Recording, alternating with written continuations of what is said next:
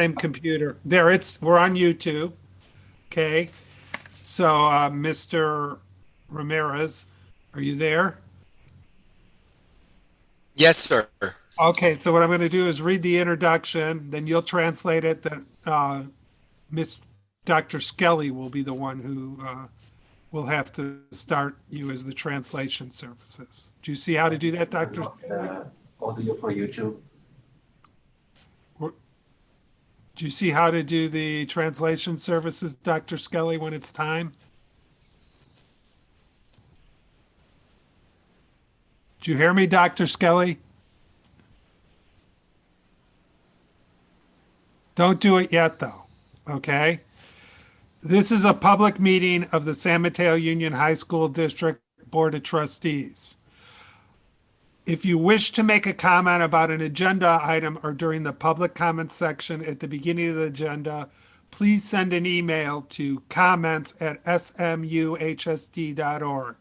That's comments@smuhsd.org with your name, email address, and your Zoom name if it's different from your other name, and the item under which you would like to comment. We already have 5, 6, 7 people who have done this. Others can still do it. Uh, I will call on you when it's time. Comments are limited to 3 minutes, and I may increase or decrease the time allowed for public presentation depending on the topic and number of persons wishing to be heard. Mr. Ramirez is going to translate this, and then Dr. Skelly is going to start the simulcast in Spanish. I have Buenas tardes, soy Armando Ramírez. Si gustan dejar comentarios, por favor, pueden poner en COMMENTS SMUHSD.org. Ahí podrán dejar sus comentarios junto con su correo electrónico y su nombre, por favor. Si gustan interpretación, por favor, opriman el globo que está abajo de la pantalla. Una vez que lo hagan, elijan el idioma, en este caso, español. Muchas gracias. Thank you. Okay, you're going to start that, Dr. Skelly?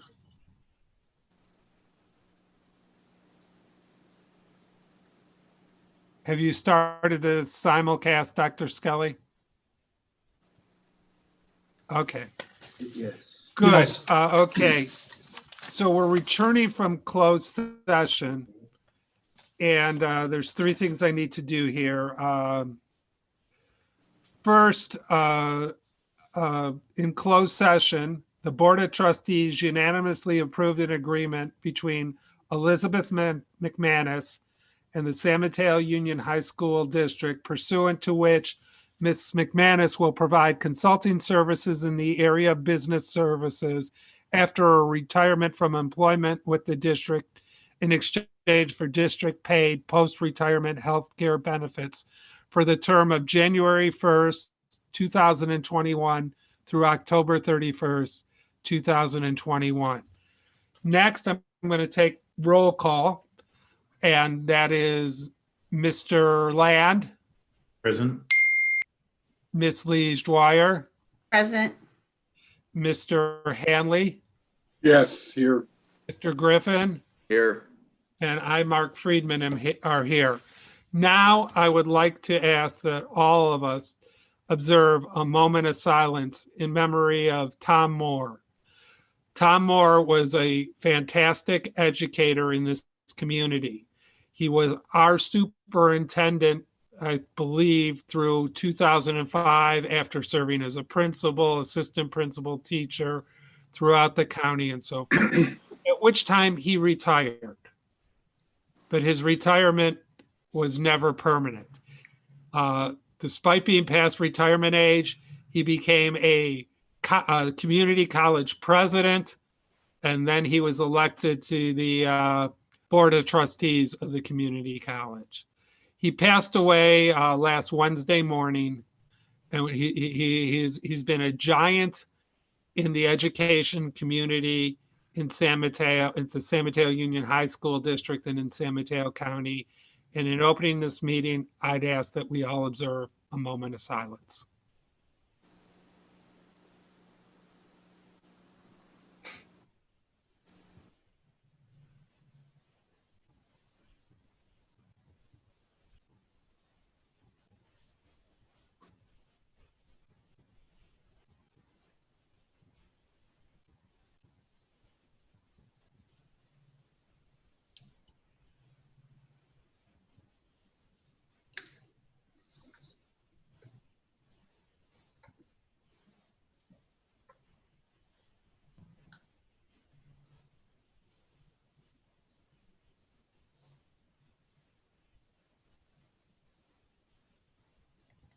Thank you for that moment of silence in Tom Moore's memory.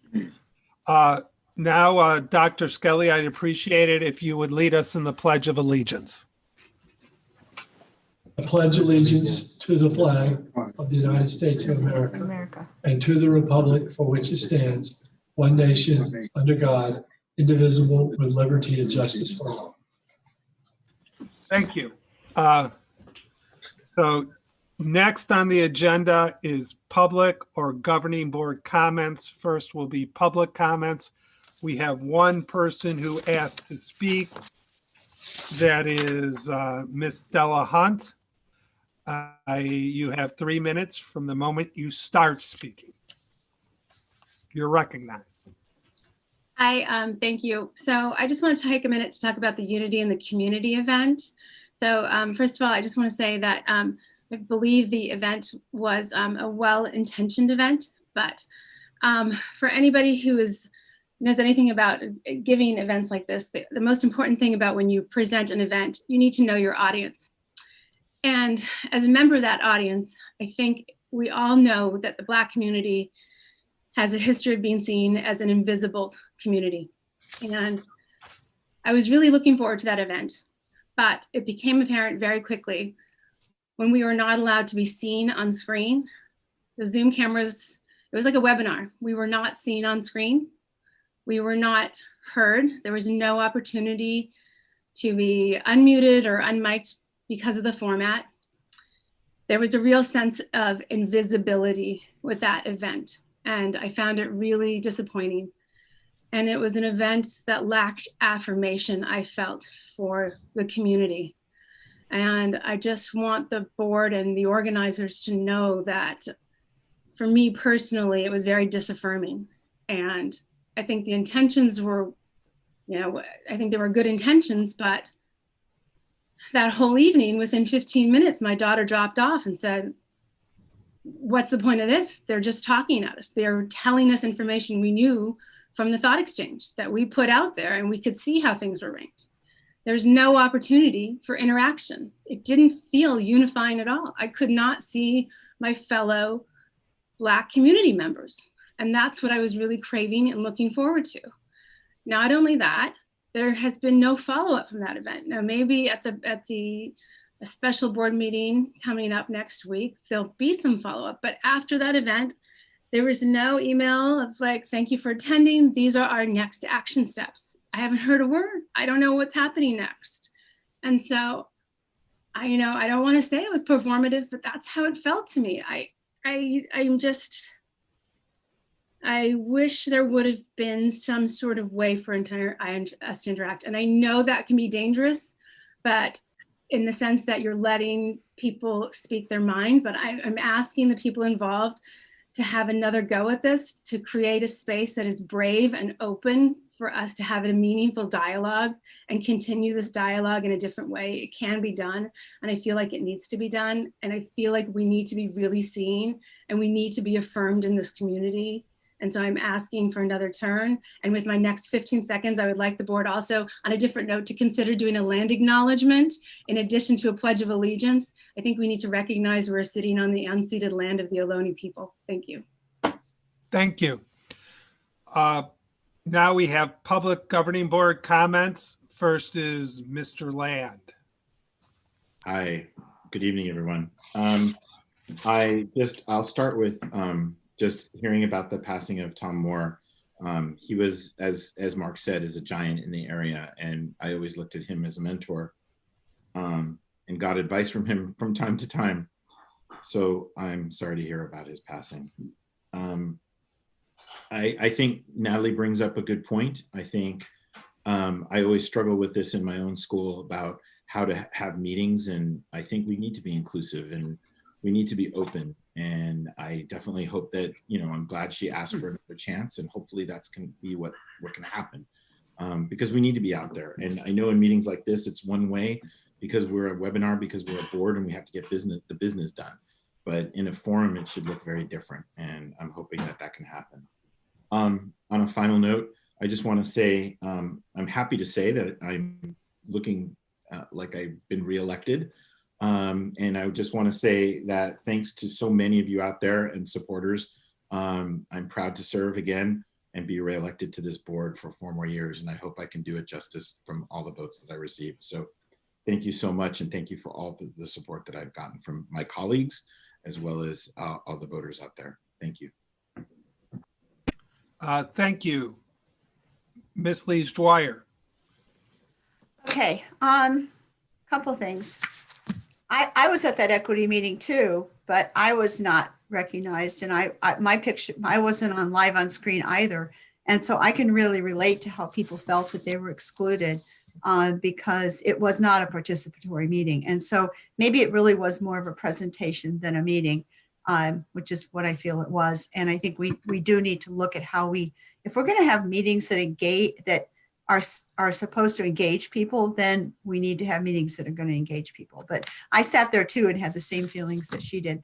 I've been thinking about Tom Moore in particular because I knew him at different ways because of where my in-laws lived in San Mateo Park. They were his neighbors. So I got to know him before I came on the board. And then I learned as I served on the board and then in the community, what a decent fellow.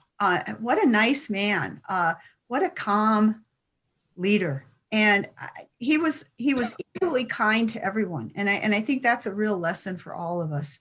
And then I think about Larry Teixeira and the leadership that he provided this district through as a principal, as an adult school leader. And again, a kind, caring person. Then I think of Millie Swan and I think about everything she did for this district and all the leadership that she provided, particularly to North Central and different areas of the community. And there are probably others that everyone in this room could name. So I've asked this before, but I'm going to ask it again. I'd really like to see us dedicate a place, a spot, a space, something to recognize and to just preserve their names, their dates, their history with us in some little way. And if we had a bench and to put plaques on it for them, and others, I'm sure there's other people that have added so much meaning to this district. And I don't want any of them to be forgotten or their contributions to fade away, because I think they all taught us a lot. And there are a lot of people in the district, particularly students, who would probably come back and speak very highly of all of them. And I guess that's all I have to say. Thank you. Mr. Hanley. Yeah, I would just add my condolences to Tom's family.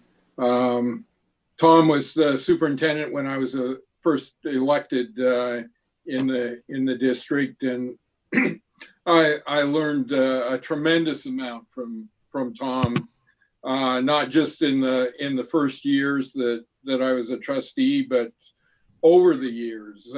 Tom and I were in very frequent touch with each other over the years.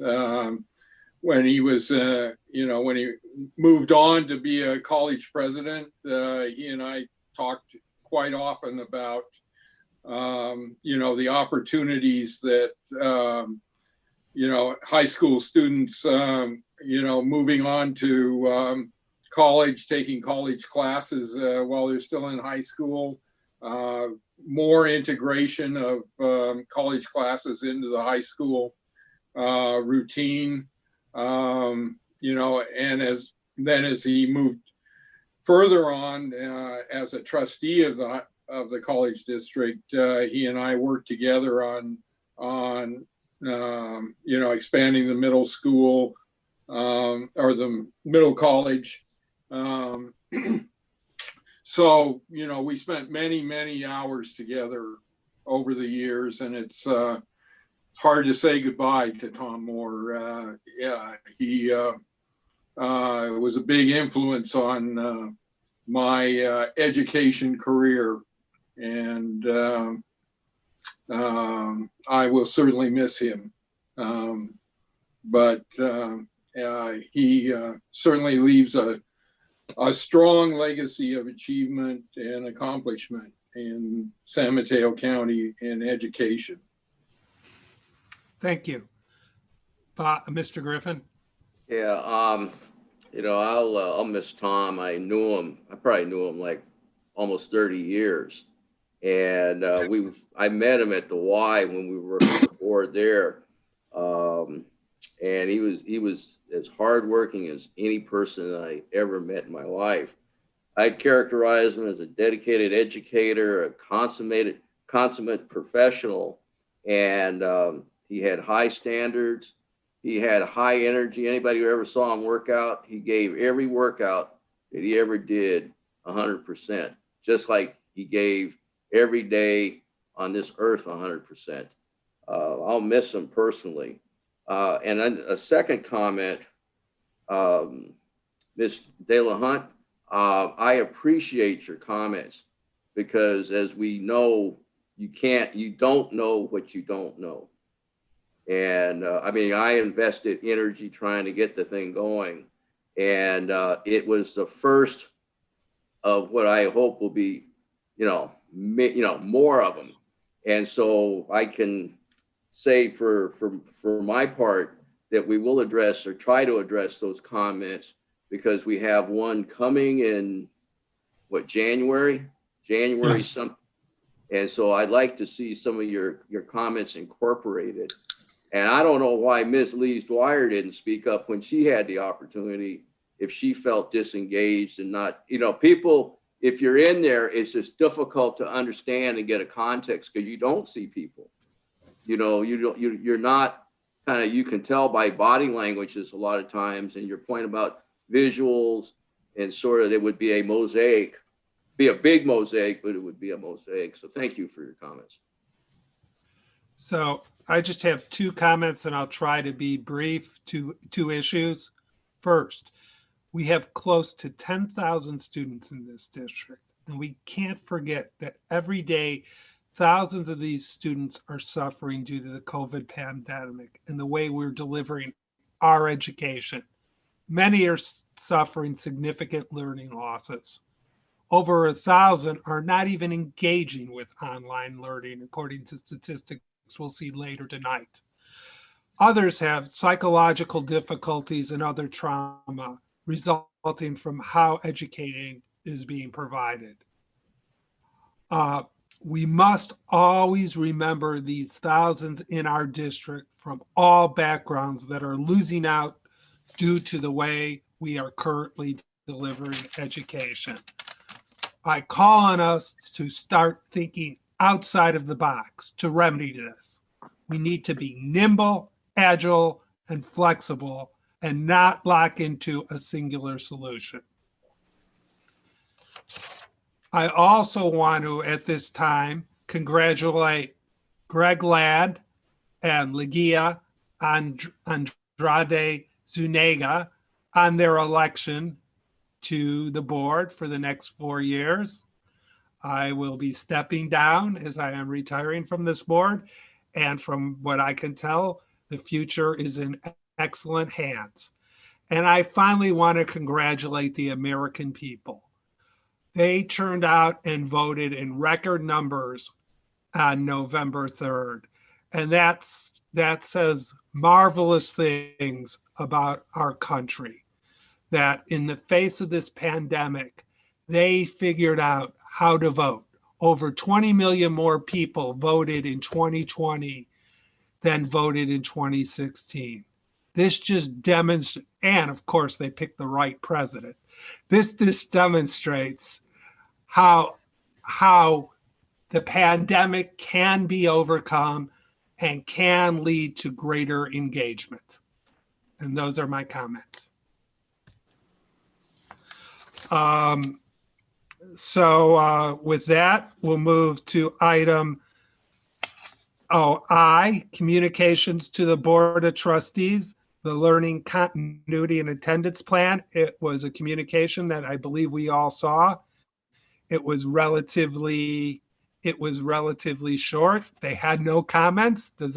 But it's an agenda item. If any of you wish to make a comment about the communication, the floor is open. Seeing none, I'll move on, okay? Item J, the consent agenda. Either a motion to approve the consent agenda or a pull, a motion to, or a request to pull an item? I'll move approval. Second. Okay, so the motion by Mr. Hanley, second by Mr. Land. Mr. Land, how do you vote? Yes. Ms. Lees-Dwyer, Yes. Mr. Hanley, Yes. Mr. Griffin. Yes. I vote yes. The consent agenda is approved by a vote of 5-0. Moving on. Sorry, item K1, report of the superintendent. Dr. Skelly. Thank you very much. I'd like to begin by also saying just a couple of words about Dr. Moore. When I became superintendent, he was one of the first people I called. He expressed his willingness to be a informal mentor to many administrators in our district. He took them for coffee, gave them generously of his time. I know many people's careers were affected by their time with him. Warm, wonderful, bright, helpful person, and he will be missed. The next thing I want to do is I want to recognize somebody who is the last time he is supporting this board agenda. Gabby Elan, who is works in technology at the adult school and has also served with technology. He's right here. You need to scoot down. Here he is. Gabby is going to be. He's announced he's leaving the district. He's going back to the Philippines to take care of his mom, and so this is his last board meeting. All 6 years that I've been superintendent, Gabby's been in charge of the technology here, and we will miss you and your service. And so this is a spontaneous moment in this time. You can show this to your mother in the Philippines because it's on YouTube, and just tell her how much your time here really meant to us. So thank you very much. Bye. Okay. Also, we will have a new board members. I do want to mention that that the new board members will begin their terms on December 17th. We, as you know, during board operations, we will talk about setting up a meeting on the 17th so that we can swear in our new and returning board members. In terms of the unity in the community conversation, you go to school on these meetings. We've already had some discussions, debriefing some of the issues that Ms. De La Hunt brought up, came up there, and we'll plan to do that again, to do that. And we'll certainly be in touch with her to get her input as we go forward. I think that's all the comments that I have at this time. Thank you, Dr. Skelly. Now we have the reports of the student board members. Where are you? Ms. Turanian, and there's Miss, are you going to go? Who's going first? I'm going first. Okay, go on. Good evening, members of the board. We recognize that we are speaking to you under the circumstances that in this meeting, you guys are planning to discuss options for the upcoming semester in the spring. However, after having a discussion with the rest of the student representatives, we wanted to come back and return to the proposal we made a few weeks ago regarding Asynchronous Wednesdays. I have had several discussions over the past few weeks with different students from across the district, and I have overwhelmingly received the response that my fellow classmates want me to continue to push for Asynchronous Wednesdays. With my role as a student board member, I feel that it would be a disservice if I did not inform you that this is still a possibility that many students enjoyed when it was implemented in October. As you know, the schools had a trial of Asynchronous Wednesdays in October, and my school, I attend Aragon, had a survey following the first Asynchronous Wednesday asking students their experiences and the positives and negatives that they felt. And overwhelmingly, the response was really positive. And I think one of the main issues was just communication, since the plan wasn't very thought out as much, because We just wanted to see if it would work out. I recognize that there's a very limited number of Wednesdays left this semester. However, there is a spring semester left, and the ideas of what spring semester is going to look like and how many students are eventually able to go back to school in the spring is still unknown. And feelings of Zoom fatigue and just feeling burnt out in general is a feeling that is widespread across students across the district. So if we do continue school online next semester, I think that it is very important for us to continue and have asynchronous Wednesdays in our schedule.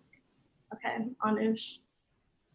Just sort of to follow up on Aragon's completely asynchronous model that Annalie was referring to. Teachers also reported on the engagement of students, and the survey also had data that included what students did with the time that was allotted to them. And overwhelmingly, students were on task and they did what the school wanted them to do. And we also want to reiterate that asynchronous time is not a loss of instructional hours. Many other schools have implemented some sort of asynchronous time, and many of the reservations that select members of our community hold against asynchronous time is that students would lose valuable opportunities to learn. But this is simply not the case. Students would actually reap the benefits of having more time allotted to them to digest the information they're presented during synchronous time and produce work that is of high quality. And the students have spoken. They want, and more importantly, they need to see some change. As Mark said, students are facing trauma as a result of the way we're currently delivering education. We need to reevaluate our strategy and ease the burden of online learning for students. And as we've said, the students have spoken, and it's asynchronous time. Thank you. Thank you. Mr. Childress, report of the District Teachers Association. Thank you. Good evening, President Friedman, members of the board, district cabinet. First, a couple of words about Tom. I met Tom in 1993 when I was teaching in another district, and he was one of the reasons that I came back to this district, and it was a good decision. I really liked what Bob said, that Tom was 100%. He was 100% with everything that he did. And that includes personal relationships, friendships, mentorships, just a great, an icon of the district. I will miss him. And I was fortunate enough to have a personal relationship with him that was rewarding, both professionally and on a personal level. So I appreciate the moment of silence. Next, I'd like to congratulate sincerely Trustee Land and Ms. Andrade Zuniga on their recent election to the Board of Trustees. Greg, I know you said that it looks like you're being elected. I hope you're not involved in the Stop the Steal campaign. But seriously, we look forward to working with you or continuing to work with you in the coming years. So congratulations. As I've said many times before, we need to collaboratively plan for a safe and effective return to normalcy. I'm truly grateful that the district has finally convened a committee to explore possible paths to reopening. I believe this process is long overdue, as you've probably heard me state many times. We're very supportive of this work and respect the sincere efforts of our facilitators, Dr. Black and Dr. Kempty, to get this process started. That said, after only 4.5 hours of meetings, it's very clear that we've only scratched the surface of this very complex discussion of this very important work. Safety is, of course, everyone's primary goal. This should be obvious, as we have seen greater than 100,000 new cases recorded each of the last 9 days, 143,000 yesterday. Hospitalizations are climbing in all but 4 states. Over 1,700 healthcare workers have died, and California and San Mateo County cases are on the rise. I will reiterate my repeated call for support from the county for testing, tracing, and now for public health guidance on our planning committee. We also need expert assistance regarding building safety. We are educators, we are not engineers. We need HVAC engineers to evaluate every classroom in the district. MERV 13 filters do a great job, and they've been described as almost a holy grail. They do a great job with large droplets, but they're less than 50% effective at trapping smaller virus-laden aerosols that can remain airborne for 48 to 72 hours. The American Society of Heating, Refrigeration, and Air Conditioning engineers, as mentioned in the presentation, recommend for classroom air changes in non-COVID times, 5 to 6 changes per hour. We're only capable of offering 2. We're still concerned about student compliance with protocols and the district's capacity to require testing. But these are just a few of the life and death issues that we still need to discuss. There are many, many more. That said, I believe the safety discussion will be far more fruitful for planning for reopening than the models for teaching and learning. First, let's remember that we've all scrambled to develop a robust distance learning plan that best serves our students in light of the current pandemic. Students too have scrambled to adapt to a whole new world. Students, teachers on the whole have done surprisingly well, all things considered. Of course, as Mr. Friedman has mentioned, as we all agree, distance learning is an inadequate alternative to in-person learning. There are also many problems that we still need to solve. It's also really, really difficult for everyone involved. Unfortunately, distance learning model that we have now is all that we have at this time. Of all the models currently being discussed for implementation, all the models currently being discussed for implementation will result in a reduction in the effectiveness of the instructional program. Most will require multiple student schedule changes for teachers as well. All of them will reduce the amount of direct synchronous instruction time from the current, quote, inadequate distance learning model. Should students return to campus under one of these models, in addition, the need to ensure their safety would essentially require teachers to continue to teach over Zoom in order to maintain the level of instruction students are currently expecting. This is not to mention the question of equity among those who attend and those who remain at home. Students and teachers may be able to, quote, see each other in the room, but there will be no resemblance to a normal classroom environment. There will be no collaboration, no labs, no group work, no discussion, etc. in the classroom other than over Zoom. It begs the question, do these models represent a value add educationally? An entire overhaul of the instructional model during winter break is a nearly impossible task with very little, if any, pedagogical benefit. Because of the safety concerns, it would likely be a step backwards in this environment. I believe it's very important that parents and families understand clearly the parameters of the proposed models before indicating an intent or a desire to return.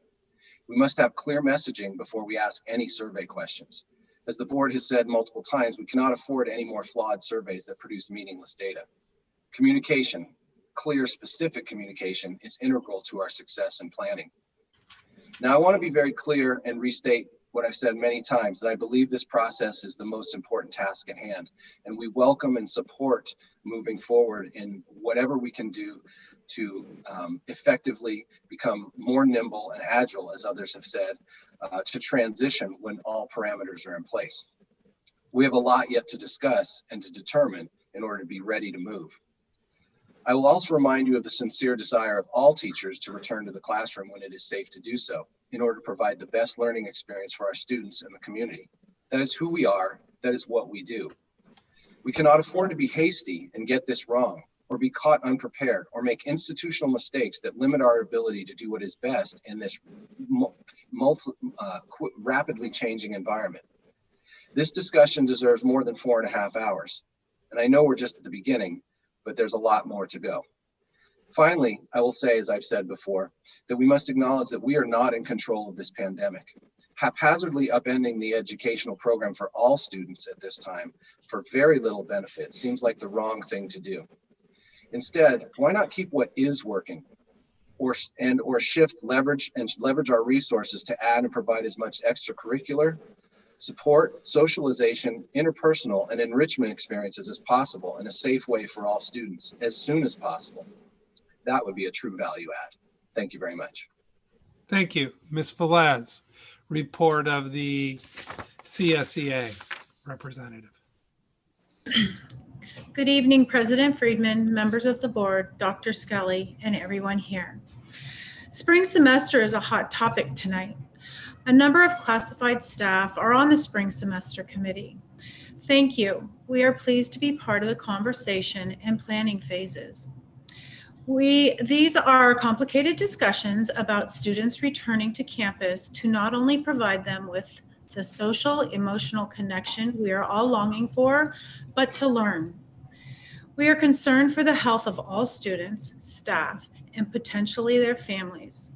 As you may know, many classified staff are considered essential workers and have continued to provide services on site to our families and district community, leaving them vulnerable to COVID.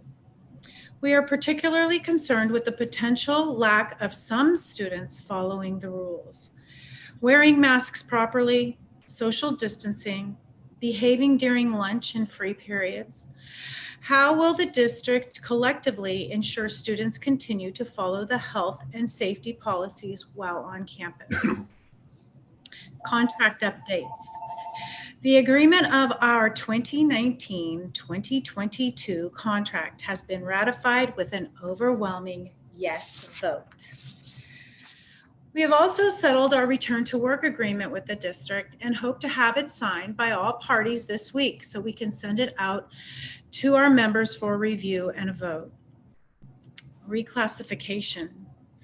After nearly 3 years of review, the clerical non-accounting reclassification report has been reviewed by the district and is with the board for final approval tonight. We thank the board for taking the time to consider classified staff and to make their positions commensurate with other like positions in surrounding districts.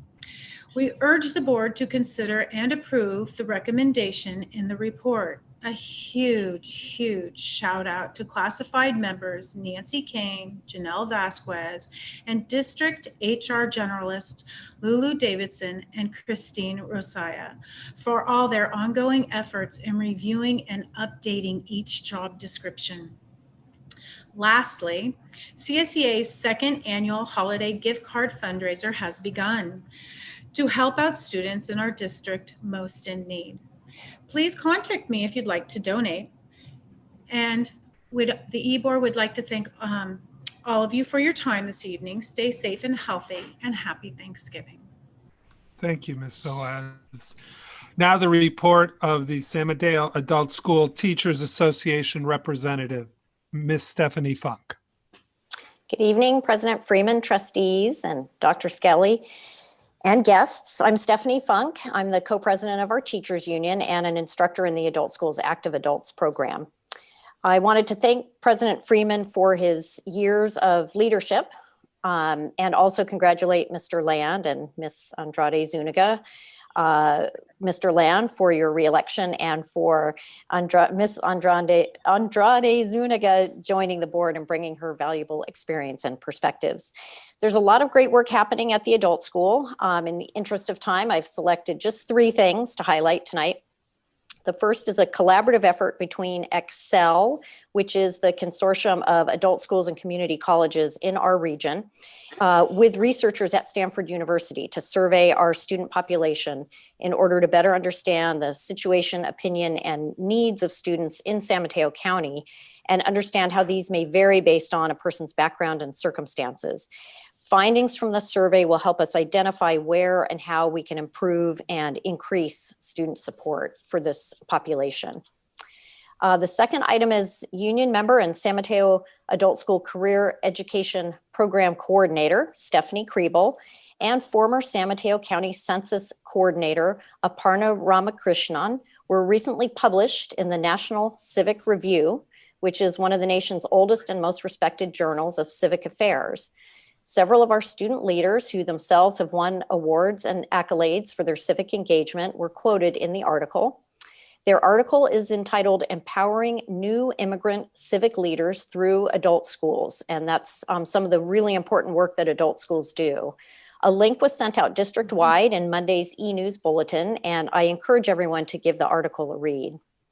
And finally, I'm very pleased and proud to announce that with full support from our director, Angela Taylor, our union recently approved a thoughtful and forceful statement that Black Lives Matter and we are committed to racial equity and social justice.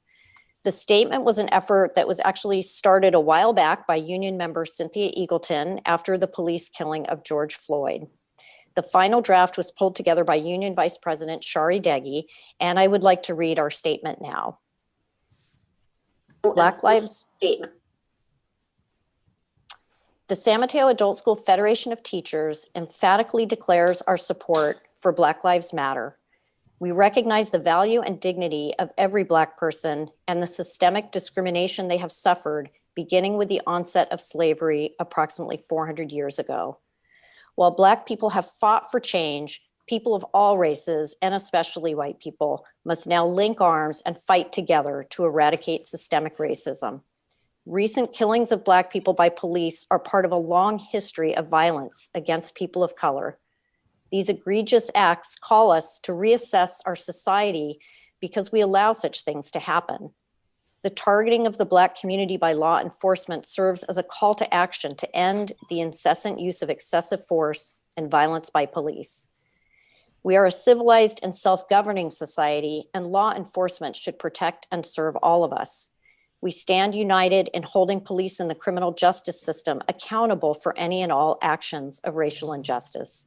We support those in the Black Lives Matter movement who work for institutional change. Many financial, educational, and governmental institutions have historically functioned to continue a status quo that subjects the Black community and other communities of color to laws, policies, and attitudes that foster fear, mistrust, anger, and often desperation. These are the very communities that need support and safety to participate in the American dream.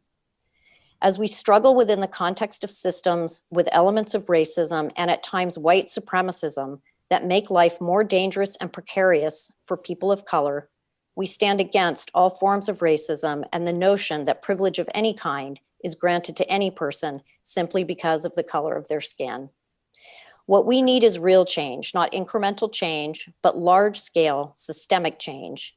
We need to change how we talk and think about racism, root out our own implicit bias, and treat each other with respect while holding others accountable for their racist attitudes and actions. We condemn those who continue to use divisive and hateful language during these trying times. Our union is made up of adult school teachers desiring to add our voices to the demand for meaningful change. Many of our students have experienced unequal access to basic education, a key element in the struggle for racial justice. There should be equal basic education for all. Lack of access to educational opportunities means fewer employment opportunities and less chance for individuals to build a decent future. Most of our students are immigrants, and many have also suffered discrimination based on race, ethnicity, gender, disability, or religion. It is our responsibility as educators to make sure our students understand the promise of our nation's founding that all people are created equal, but to also learn of America's history of racial violence and discrimination. We must teach how we as individuals can bring about change in our society, and we must encourage our students to take an active role in creating a society where all people are, in fact, treated as equal. As a union, we put our full weight behind our commitment to racial equity and social justice. Silence and inaction only perpetuate injustice, bias, and racism. Thank you for your attention. Thank you, Ms. Funk. So we're going to move on to item L1, special reports and appearances, spring semester committee. I know I've just noticed we have about 500 people watching this meeting, 350 on the Zoom and another 150 on YouTube. This is how this item will work. First, Dr. Skelly and his team will make their presentation. Then we have right now roughly, and it's closed because the item started, seven people who wish to speak. They will get the opportunity to make their public comment. Ms. Chalkley and I will be bringing them in to the panelist portion of the meeting while Dr. Skelly's team is presenting. Then after that, the board will comment and deliberate on steps forward and direction for the administration. Dr. Skelly, the floor is yours. Thank you, Mr. Friedman. Let me start by saying that I want to thank the committee and the various subcommittees that have helped on this. We've had the input on the committees. We've had I think it's 90 people involved in this process in one form or another, and I want to thank them for their help. Tonight, we're not asking the board for direction, for a decision, but we are asking you for a direction. And so this is not a go or no go night. Tonight's November 12th. We're talking about a second semester that starts in January. And so, but your input and your feedback and the feedback of the community are really important as we go forward. Many times we've talked about going slow to go fast. This is one of those nights where we start gathering up some momentum. We all know that we are not in full control here, that the pandemic has ebbed and flowed, and so we don't know when the plan would be able to be implemented, but we know we need a plan. And it's not a question of if we come back to school, it's a question of when we come back to school. And so we need to be prepared for that time. This is an iterative process. You will see a variety of options, discussions, and things that the committee has discussed. But you may hear us say on several occasions, well, we don't know. We need to go back and take that to the committee and discuss that some more. And I hope that will be an okay answer given where we are in terms of the time here. We will, as you'll see at the end, we will be asking you to add to your list of board meetings. We have a board meeting next week to talk about the grand jury. We have a planned meeting on December 10th, but we believe that we need to have a board meeting on Thursday, December 3rd, as well as the 17th to really complete this work adequately. And so with that, I'm going to turn this item over to Dr. Kempke and Dr. Black. We're going to walk us through the presentation material, and we'll also be available to answer questions as we go along. Thank you, Dr. Skelly. We'll go to slide 2. As Dr. Skelly said, this spring semester committee included 3 meetings with almost 90 students, teachers, parents, and staff members. And we had the one general spring semester committee and 8 additional subcommittees that were formed following the last board meeting. If I acknowledge the participation or thanked anyone in particular, I would really need to acknowledge everyone, since it has really been a truly collaborative effort. I will note that we have had extensive input from UCSF doctors Annie Luchtemeier and Sunil Koliwad. Their guidance and availability for questions and assistance has been invaluable. And of course, it has been a pleasure to co-chair with Assistant Superintendent Dr. Kempke, who has been tremendous. The immediate purpose of the Spring Semester Committee was to provide the school board with a summary of considerations for bringing students and teachers back on campus in a significant manner. We started with an outline of the objectives for this process, and as the board has directed us, we started with a go slow to go fast proposition. And this has already begun through the new MOU that we were able to reach with the Teachers Association, and we hope to build on that as conditions allow. A high priority and our second objective was to maintain flexibility to move between different instructional approaches. We do not know what conditions the coming winter might bring, and the availability of a vaccine is unknown at this point. Therefore, flexibility is vital. In terms of the third objective, we realize that an important aspect of adolescence development is directly related to social interaction. It is rare in our modern history that teenagers have had to stay home and be isolated to the degree that they have been over the last 8 months. We don't yet know what ramifications that this might be with this situation, but we understand that mental health, equity, educational needs, and productivity should all be enhanced by adding in-person on-campus aspects to schooling. An intro to the last 3 objectives, we just really want to state how proud we are of our teachers and staff with what they've been able to accomplish this year around virtual learning. Likewise, we are immensely proud of and impressed with our students who have had to navigate a whole new manner of learning. We don't want to compound the uncertainty and workload that already exists this year by moving to an academic model that changes teacher and student classes or the master schedule in any great degree. Therefore, our sixth objective is to minimize disruption to the extent possible. Slide 3. Tonight, we intend to review the following areas. Some of the information will be specific and some will be more general. One thing to keep in mind, as Craig was saying, we are much closer to the beginning of this process than towards the end of it. So much of the information presented tonight is a work in progress. Slide 4. Our guiding principles for the Spring Semester Committee is similar to what the principles we developed in the spring. Health and safety, protocols backed by science is at the top of the list, with equitable access and feedback from diverse and multiple sources. As mentioned earlier, flexibility is a theme that you will see throughout our planning, and we intend to measure the effectiveness and utilize community resources in a variety of ways. Slide 5.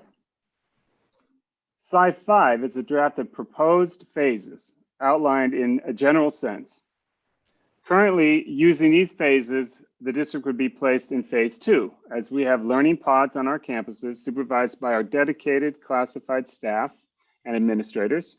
Athletics are ongoing, and we've collaborated with the Teachers Association on an MOU where teachers can now volunteer to meet with students on campus in conjunction with COVID-19 testing.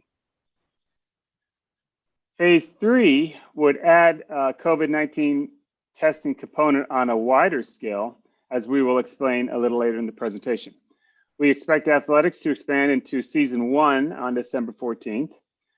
We are putting a lot of thought and planning towards the best methods to provide for students with IEPs while maintaining our safety protocols. In phase 3, all staff would be working on campus unless cleared to work remotely through the interactive process. And we hope that phase 3 can begin in earnest in January. Phase 4 would be where some percentage of students are regularly coming on campus to meet with teachers to attend classes in some format, as we will present multiple possibilities in the coming slides. Slide 6. This slide lists our subcommittees. We've had 8 of them so far. We anticipate forming school site committees very soon. As for the listed subcommittees here, we, like Dr. Scully said, we had about 90 individuals, and their names and their roles are listed in this presentation on the appendix. Subcommittee notes are linked to this slide and also to the board item on the board agenda. They were copious notes, well thought out, well written. And again, I would like to profusely thank these individuals for their willingness to take the time and participate and engage in this process. We will now move into the instruction and possible models and approaches with Dr. Kempke. Thank you, Dr. Black. Appreciate our collaboration as well. I think it's been productive. So what I am going to walk you through right now are the different instructional models aligned with different learning schedules. And to start us off, we've defined some of these instructional models just so it's clear to the board and those who are listening on what we mean by each one of these terms. So our first term is synchronous concurrent streaming. This is instruction provided through Zoom with some students in person. And so this is one option. We've seen this replicated in other school districts. Asynchronous instructions is when students are working independently on work for a course. And so they don't have any direct contact with a teacher, in an asynchronous instruction time. Virtual synchronous learning is currently our model. So all students are working virtually through Zoom. It's mostly remote. And then in-person learning, we know what that looks like in normal times. We do want to, repeat that in this model, under the current circumstances, that students will be in classrooms masked and social distance. And so depending on the model, it would either be Zoom or potentially direct instruction, which is a little bit more what we're used to in normal times, where a teacher's just teaching the students in the classroom. The next piece is walking through kind of what are the pros and cons of each of these instructional models. And then we'll see that intersected with the learning schedules. So asynchronous instruction, we heard from the students, this reduces student screen time. It provides some flexibility for students so they can adjust when they work on the material. Students are able to work on their own pace. They can collaborate with others during that asynchronous time, and they can participate in other enrichment activities. What we do say is a con to having asynchronous time is that it would cut into the synchronous learning. So students' access directly to a teacher is cut by 40 to 60% depending on the models that we'll look at. Struggling students do not have as much support, and we do see in our engagement data that asynchronous time, we looked at the data from those Wednesdays, and we did see some of our underserved student group not as engaged as they are during some of the synchronous time. It takes teachers additional time to plan for both the in-person and the asynchronous instruction. So the way that you plan instruction is going to be different based on the model that you have. So if I have students in person, it's going to be slightly different on what I'm going to do with them. If they're at home doing it independently, I have to provide a lot more scaffolds that way. And then if we have a model with asynchronous with in-person as well, this would require a change in a schedule for students who need to stay remote or virtual, for whatever reason it might be. Next slide. So synchronous concurrent streaming, and we're also including on there that a lot of this came from this teacher subcommittee. So they were analyzing what does this mean for our instruction? So some of the pros of this model, and this is again when the teacher is synchronously streaming their lessons to students on Zoom. Teachers continue instruction as they have been with in-person cohorts participating in the classroom. So it allows students from home to see what's going on in the classroom as well. This would allow for limited or no change to the master schedule. And then it would allow students to flow in and out of remote and in-person instruction in cases of exposure. Some teachers, we're still working through, see this as a manageable and the only way to maintain instructional minutes and get through the content. And then see teachers essentially teaching remote lessons from their classroom with students in them. So the flexibility in the cohort makeup, target students will need more support, could be in the classroom with the teachers as well under this model.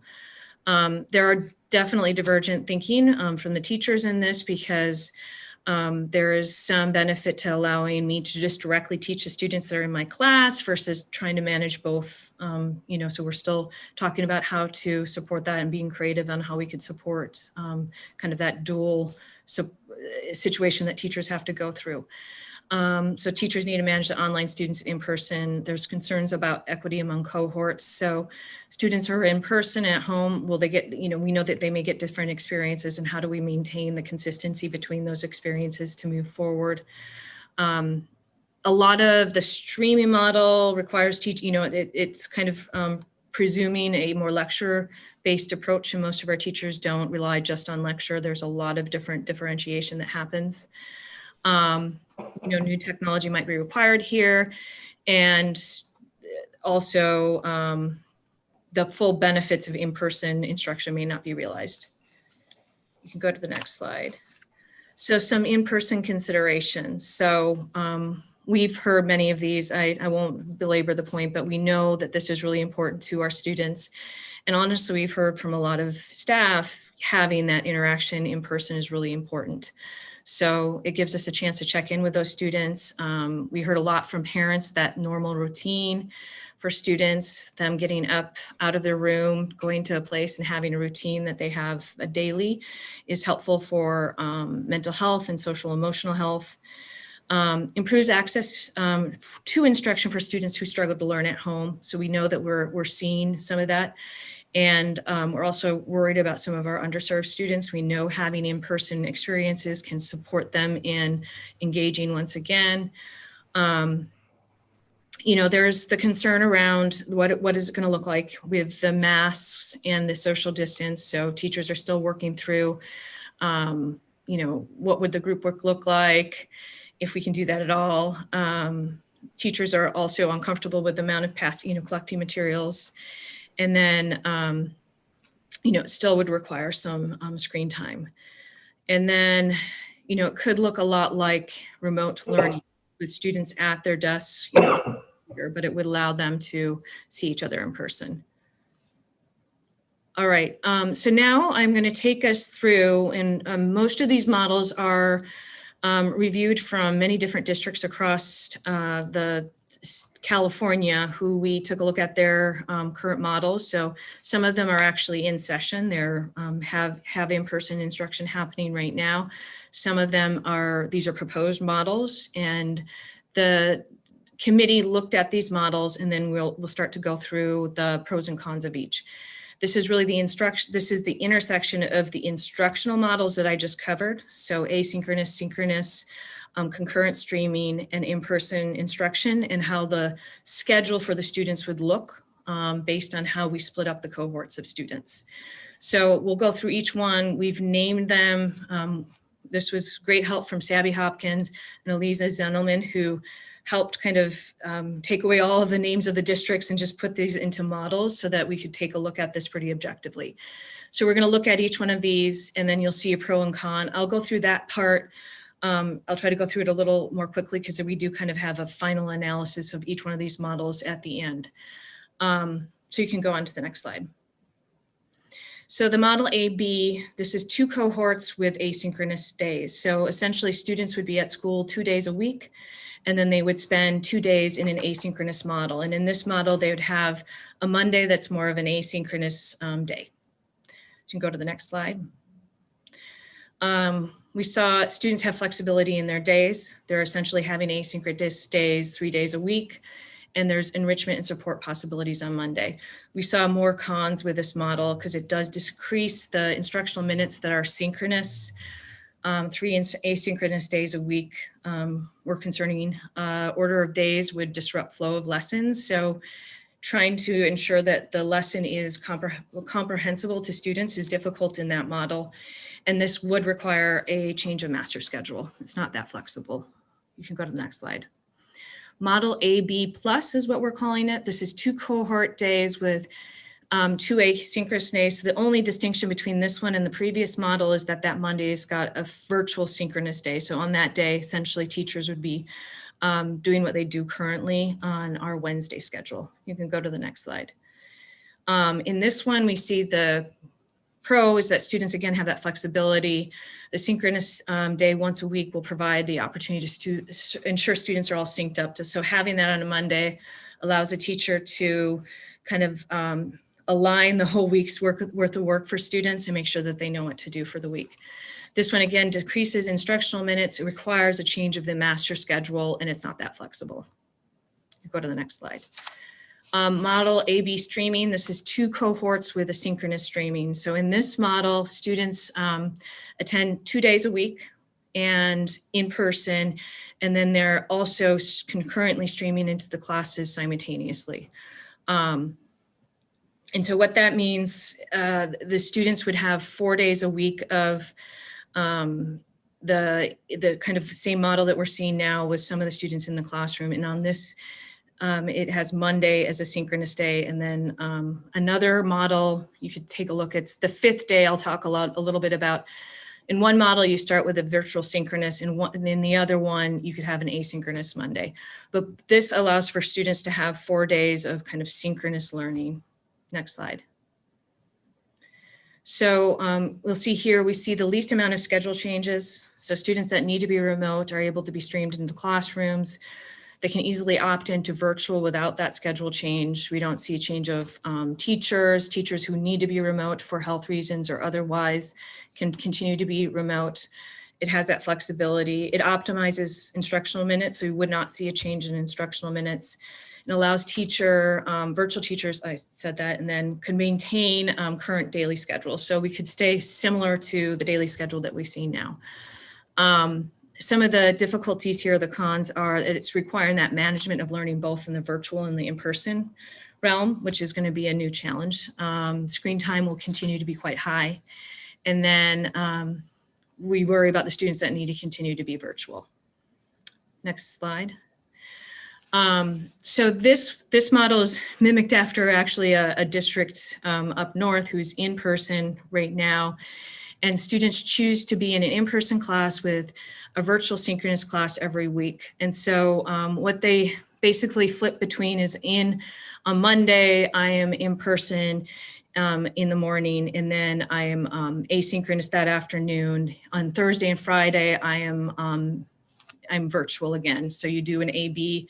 Instead of doing flipping of days, it's flipping of AM, PM for those types of things. And students, this includes an asynchronous portion. Can you go on to the next slide? Next slide. Okay.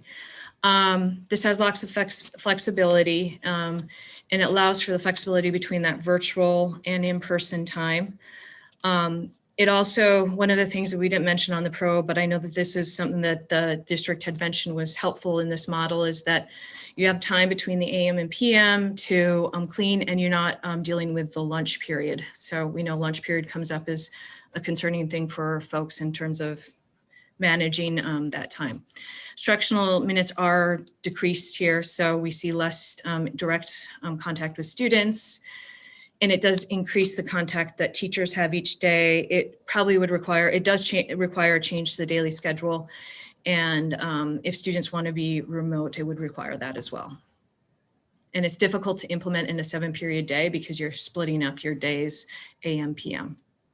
Next slide. So this last model is called the model double four streaming, and this one has students broken up into quarters. So 25% of the student population would be on campus at any one time. And it does have a concurrent streaming component to it. So students would come Monday, Tuesday through Friday. And if their names, they'd be considered in the A cohort. If they're 11th grader, A through L, they would come for 4 days that week. And then the next week we'd see the remaining percentage of that class come on campus for 4 days a week. And simultaneously students would be streaming those classes when the students are on campus for in-person. Week 3 would have our 9th and 10th graders. Week 4 would have the rest of our 9th and 10th graders, and then we would mimic that again the following. So it'd be every 4 weeks, students get four days of in-person, with the Monday being virtual synchronous. Next slide. This model provides the most time between cohorts, small cohorts on campus, and easier for contact tracing. Some of the feedback from the teachers was that it would be possibly confusing for, possible confusion for students and families on what week they're coming. And there is also concern about, there's not an easy split sometimes with grade level and what grade level a teacher has. The teachers felt like maybe it would be difficult to do the synchronous streaming. Depending on who's in the class, it would change week to week. And then and I think this last bullet point, this model doesn't have an asynchronous point, so I would cross out that last bullet point on this. Okay, so the next slide, try to break it down for us just so people can understand kind of our priorities based on each one of these instructional models. And so you can see here which ones have changes to master schedule. So we're considering that one that would create some disruption. And then which ones have a decrease in those synchronous instructional minutes. And then, where is some new technology required? And most of the models don't require much change to the learning or bell schedule, except your AB alternative. And then you'll see the last bit there. I think I've covered this pretty comprehensively, how often the students would be on campus for in-person instruction. Okay, next slide. So this is just additional input, things that we're considering right now and have to work through, is that 5th day option. Most of the models are flipping with 20 or 50% of the students on campus for 2 days a week. And there's a lot of differences on what you can do with that 5th day. You could do the online virtual synchronous, asynchronous, part of an AB rotation. All of that is still deciding on when we get to the main model. What we do with that 5th day will be part of that discussion. The committee just wanted us to be clear, and we'll say here is that we're trying to maintain as transparent communication around this decision-making as possible. We're still in process around many of the discussions on these models. we could be narrowing in, but we still need some more time to get clear about which one will kind of meet our objectives and align with our guiding principles. Ensuring students are included in the process and able to provide feedback is really important. So we had a student subcommittee that mentioned that.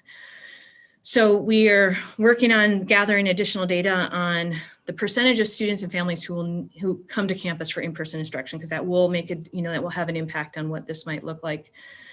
Our daily schedule is secondary to ensuring consistency in the master schedule to ensure the least amount of disruption to students as well as teachers. So we may have changes in the daily bell schedule, as we traditionally call it, but we think it's more important that we maintain consistency on students' courses, their teachers, and all of that stuff. And then we know that we have another line to open around what additional technology might be required in some of the models.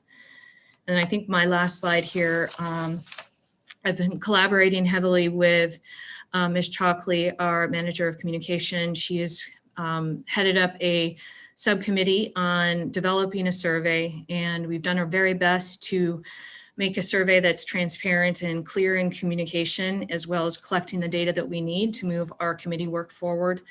So she gathered a school counselor, an AP statistics teacher, an AP history teacher who has background in statistics to kind of think about how do we do this survey in a way that's going to be most effective. Our main goal was to gauge that overall interest in returning to school in person, because that does make an impact on how we play out each one of these models.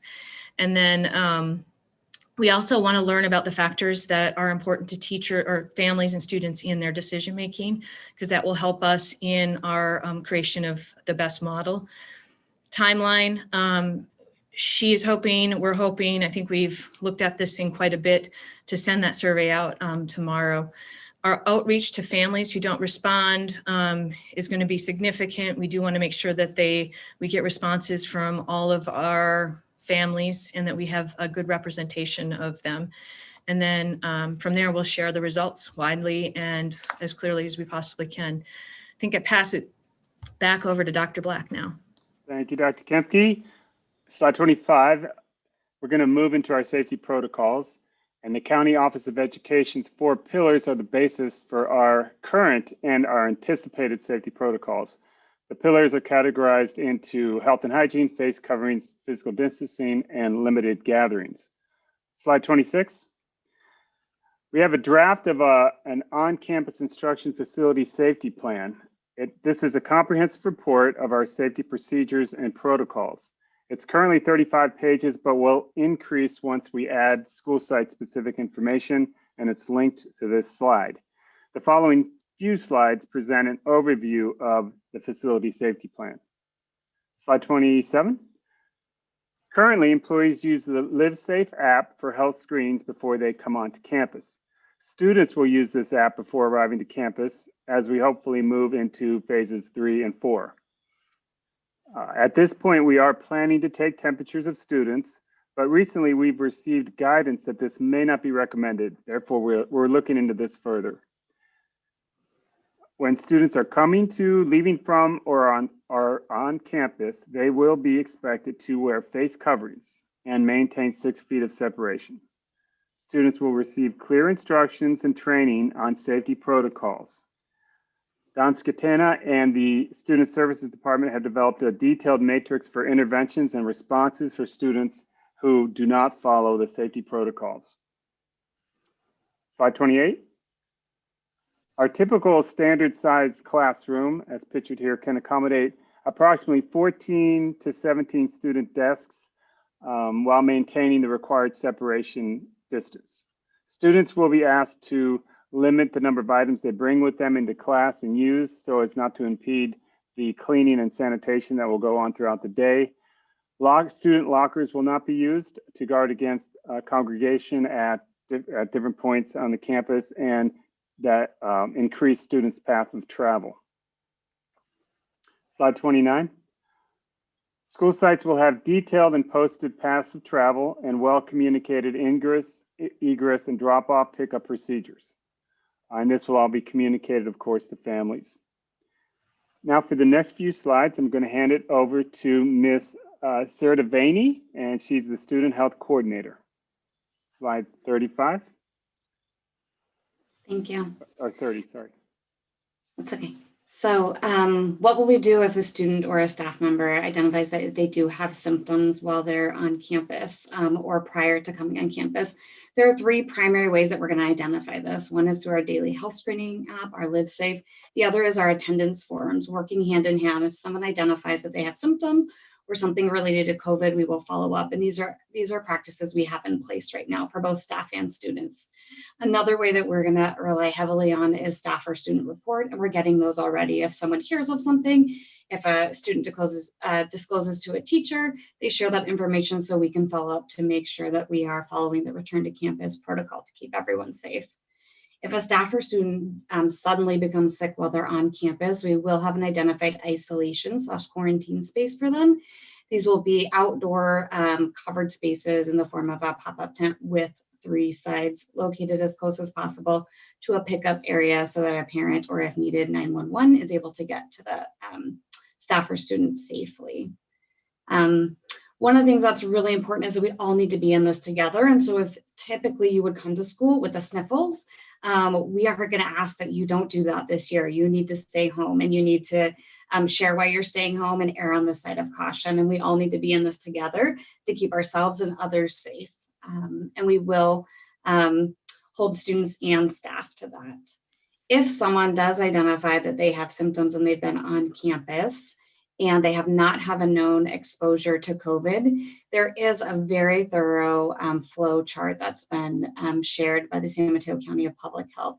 I have that linked here. It's a very dense document, but it really takes out the guessing work. So if someone has symptoms and they do not have a known exposure, we will follow this step by step to determine when they can return to campus. Next slide. Oh, we still have it in there. And this is that slide.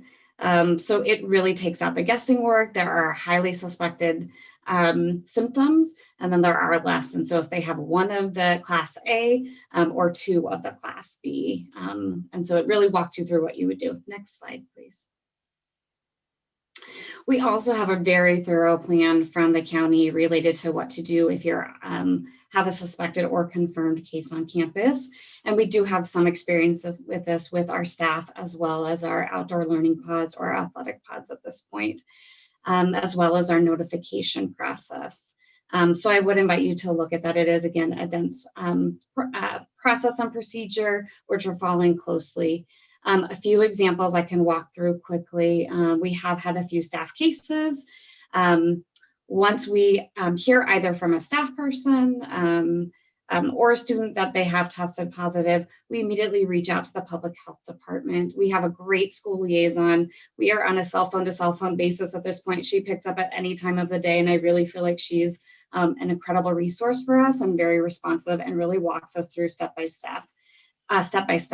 Based on her guidance, we typically identify who is a close contact. The definition of close contact is who has been in contact with the identified case who has tested positive within 6 feet for greater than 15 minutes. So it's both of those identifiers. So within 6 feet and 15 minutes or greater, regardless of if they have a mask on. So once we identify with the positive case who potentially they were in contact with, we work to then investigate and call and contact trace and identify all of those who potentially were in contact, and really ask some of those thorough questions. Once we get all of that information, again, we go back to the health department and they help us determine who needs to potentially quarantine and who potentially does not. And we really work with them again. So I just want to reiterate that. And in some cases, there are staff examples of someone who potentially has work duties where it's physical work, right? And so they are unable to maintain that 6 feet as much as they want to. And so in those cases, we have had to have people quarantine. So that's an example of a close contact potentially with a staff case. And then a few other examples with our student pods as well. In our outdoor learning pods, if someone is test positive within the pod, the entire pod does quarantine for 14 days. And that is not because we are not following all of the protocols. That is what the county deems we need to do. And so we follow that instruction. And then another interesting thing is we have been offering testing to our outdoor learning pods via our partners with Stanford, Lucille Packer, Teen Health Van. And we have had a case where there was a persistent positive. And so in this particular case, this was a student who tested positive more than 90 days ago. So they did not have active illness or virus. And so we were able to not quarantine that pod based on that information. And so we wouldn't have known that it was a persistent positive had we not worked so closely with the health department. So she was able to confirm based on the lab reports and then get back to us and really guide us. So although it might seem like immediately, you know, the pod closes down and you quarantine everyone, it is really based on investigation and a conversation. And then a little bit about school closures. This is really, again, a joint decision with the San Mateo County Communicable Disease Control and the school liaison for COVID. And it's really based on the numbers and cases over a determined period of time, potentially 14-day period of time. So if the total number of staff and students have been diagnosed with COVID-19, 5% of the total number, depending on the size and layout of the school, potentially we would consider closing the school. And again, it's a conversation. These are the metrics. We have that conversation, and then we would potentially close based on this information. Next slide, please. So we were able to, the County Office of Ed has an agreement with Curative. We were also able to set up an agreement with Curative to do our COVID testing. We actually launched this week, and we did some testing and training with the student health team this week. And we are able to begin testing staff and students.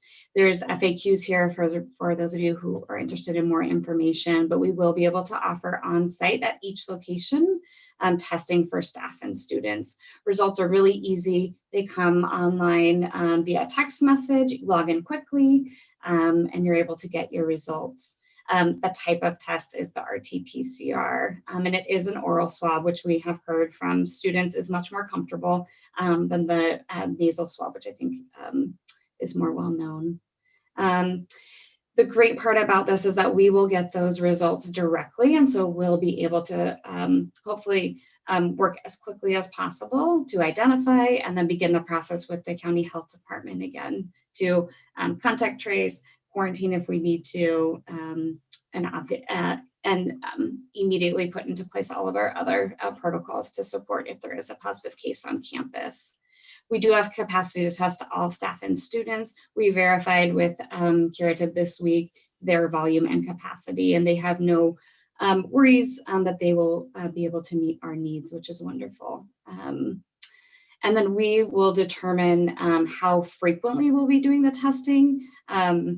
We have the ability to do it weekly up to monthly. And at this point, we will determine based on need or role, how often we will be scaling this as well. Next slide. And a little bit more about the testing in terms of students. Student testing will be available. Students with insurance, there is a cost. It will be billed to insurance. Students without insurance will be covered by the district. We also have some other partners as well for students without insurance. And then students would be in person. We would prefer and expect to be tested monthly or more frequently if needed. And then students in extracurricular activities as well will be expected to be tested. And we know that we have criteria to build out around the testing, and we will be doing that. Again, that started this week, and it's something that so far has been going smoothly. We started it on staff, but we will scale to students. And we've started with staff on campus at this point. Next slide. I think that's all. Thanks. Thank you, Ms. Devaney. Slide 35 is regarding our student nutrition department.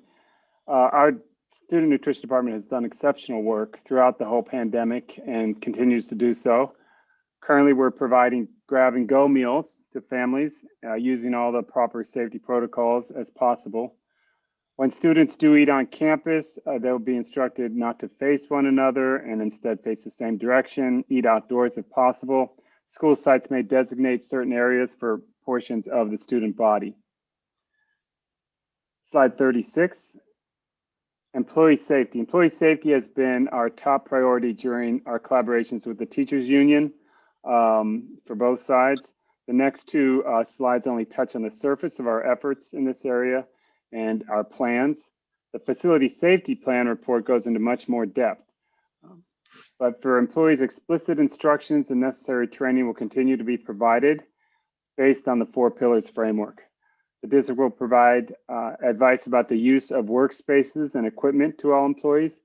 Sanitization products will continue to be available in every utilized classroom and working space. Slide 37. Staff areas, similar to common student areas, will have visual aids for appropriate distancing. We'll have plexiglass where needed. Conference rooms will be limited according to the size and ventilation considerations. Staff will continue to be informed of best practices while eating and taking breaks. And we will work, of course, with the Teachers Association, the CSEA, and our other units to make sure that all safety procedures and protocols are being provided and adhered to. Now we would like to move into ventilation, and Deputy Superintendent Liz McManus will take us to slide 38. Hi. Okay. The protocols of we have intensified our cleaning and sanitation and ventilation systems, and we have put systems in place since last March as to how everything's getting cleaned. High touched areas, water fountains, bathrooms are cleaned like hourly. We also have a lot of disinfectant throughout all of the campuses so that if somebody wants some sanitizer, it's always available. The bathrooms have been adjusted so that we also meet the 6 feet apart, and we have limited contact. We'll be making sure that appropriate people go into the restroom, so it's a place that students don't congregate, that there's a line that people go in, they come out, and that there's not a lot of social contacting there. We have hand sanitizers. Again, they're all over the throughout the buildings in different locations, very convenient. There's face tissue. We not only clean all the classrooms every day but also we clean them and then we disinfect them with the Clorox machine. So we're sanitizing every classroom that's been utilized. In addition, the areas that have a lot of traffic, such as bathrooms, water fountains, certain offices will, be cleaned hourly. Schools have cleaning and disinfecting schedules and strategies, and we are compliant with EPA 6 steps and safe, effective disinfectant use. And so we feel very, very prepared to handle all the students. We've been doing this since last March, and I think we've mastered this. Regarding ventilations into all of our classrooms and into all of our buildings, we are using the MERV 13 filters. This is the highest recommendation filter without having any type of damage to the HVAC system. Most residential filters that you would see in a house are MERV 9 to MERV 11. So we are above the normal standard. The American Society of Heating, Refrigeration, and Air Conditioning Engineers Pandemic Task Force agrees that a MERV 13 is efficient at capturing airborne viruses and removing respiratory droplets from the air. Now, that is, that's on top of students being 6 feet apart. That's on top of every student and all the staff wearing masks. So this is just one more layer of, protection for, our students and our instructors. The district's HVAC systems were substantially replaced in the last 20 years through measure D, M, and O. And we actually, even though the code requires that we have 2 air changes per hour with fresh air through the filters, we have actually been implemented 4 changes per hour. And because we are maximizing this to make sure we get as much fresh air into the classrooms as possible. The downside of that, of course, is that the more outside air, especially in the winter, means the classrooms will be colder. So then you're going to be using more energy and heating the rooms. But life is not perfect. And we feel really good of this system because we do have some of our metal buildings don't have windows in their classroom, and that just ensures that we are doing what we can to have safe environments. The filtration and outside air to the district's classrooms are superior to most schools. I would say like 95% of the schools, and also to buildings and grocery stores that you go to on a daily basis. So the filtration systems in our schools are, superior and, healthy and contrary to what other people may believe, this is not an issue for the district. We are also looking at putting an ionization equipment in front of the HVAC, which would be just one more layer of protection, which would kill germs as the air is coming into our heating systems, and then it will just kill the germs, and then just one more time to make sure that we're capturing everything we can. So I believe that our ventilation systems are absolutely support a safe environment for our teachers as well as our students. Thank you, Ms. McManus. School site plans. So school sites will further develop their individual plans for accommodating larger number of students than they currently do. Each site has a health team, and we are presently posting for 10 more temporary health positions that are designated for the health teams at the school sites. Similar to crisis response teams that our school sites have, each site will be expected to also form a COVID response team that will lead the efforts to respond to COVID-related occurrences in conjunction with the district health team. Next slide.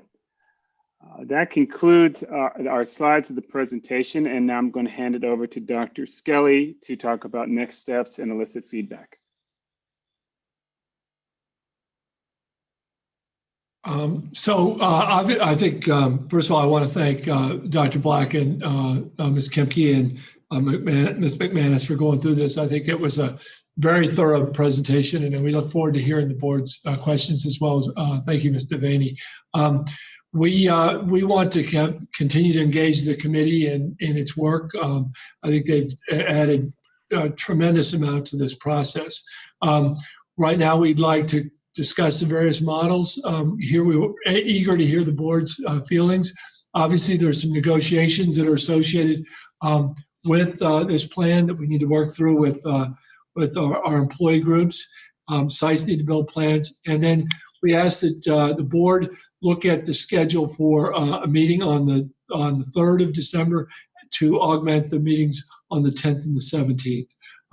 There's a lot of work to be done here. We've done a lot of work. This is, I think, far more than scratching the surface. And I want to recognize all the people who've contributed. So we're eager to hear from the board and from the public now.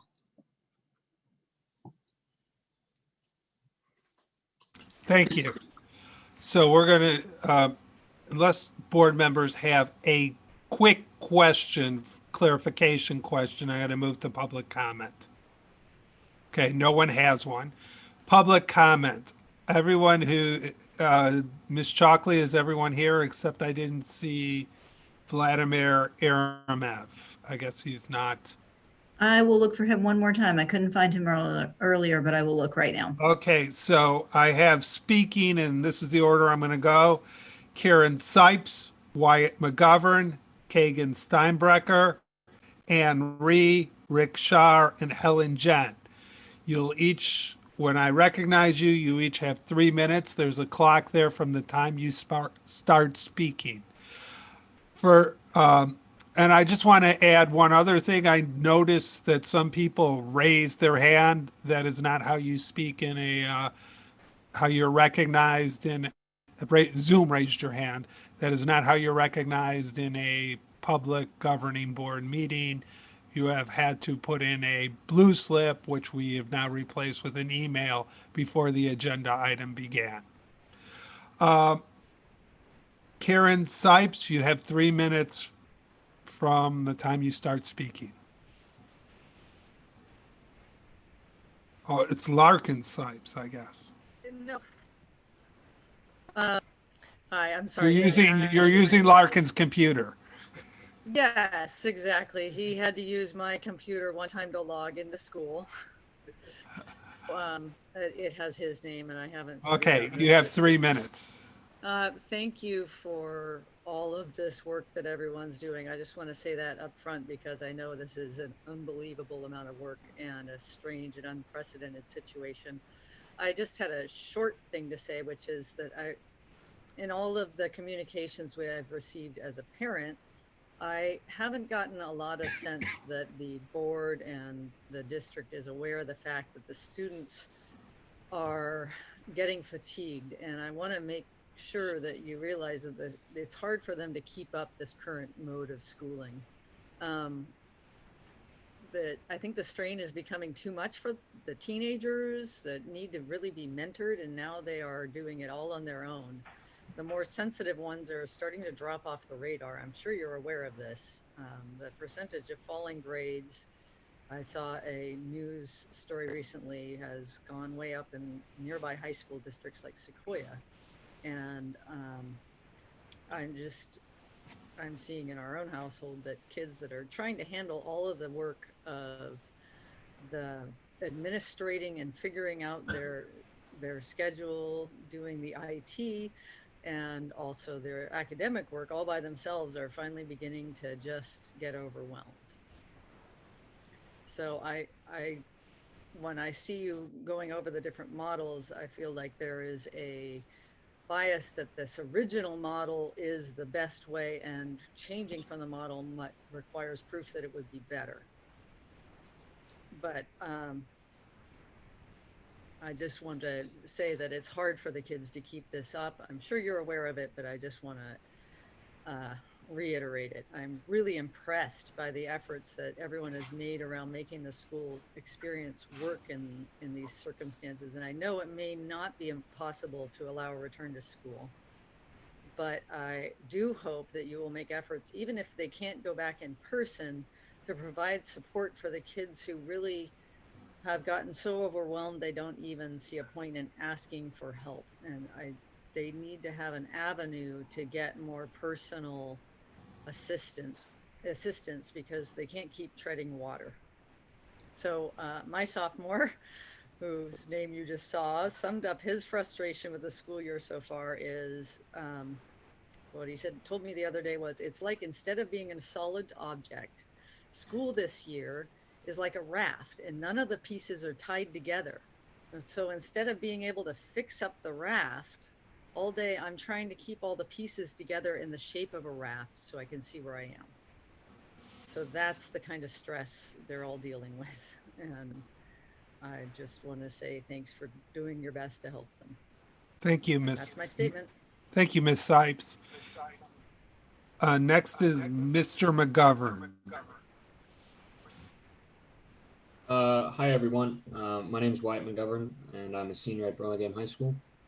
I'm commenting tonight to urge you all to approve a plan to get kids back on campus as soon as the plan is finalized. And I'm going to use my time to sort of summarize my reasons why I support that. Firstly, as of September 19th, which is the latest, most updated data I could find from the CDC, there were reported about 175,000 COVID cases between in the age group of 12 to 17. About 0.1% of these cases saw kids admitted to ICUs. 0.02% saw the cases end in death. And these are just the confirmed cases. So I want to point out, firstly, that I know obviously kids can get COVID and they can transfer it, and they can even prove fatal, but the chances are very low. So that's firstly. Secondly, online learning is a way worse way of educating. Technologies lesson plans altogether. All tests are open note by default, so students are retaining less information and learning less information this semester. It's hard to stay focused too, with burnout and with distraction from online learning. And then thirdly, people have touched on this earlier. Online learning affects our mental and social health. And, a survey conducted by the Youth Liberty Squad and the ACLU of Southern California showed that over 60% of students reported a decline in mental health COVID-19. This has prompted some experts to worry that we might see a growing number of suicides in teens for this year, but that won't come out for 2 more years, but there is a worry that there could be more spike here. And increased involvement from school wellness counselors can obviously help with this pain and emotional frustration, but getting back on the best way to help. Lastly, all the students I've talked to at BHS want to come back to campus as soon as possible.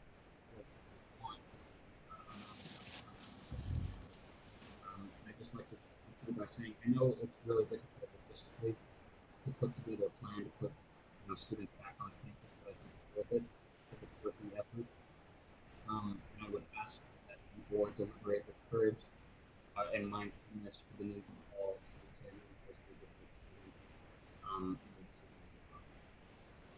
Thank you. The next speaker. President Friedman, could I? Yeah. I have trouble hearing. Was I the only one that could not hear?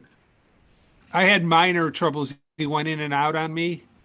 I had pretty significant.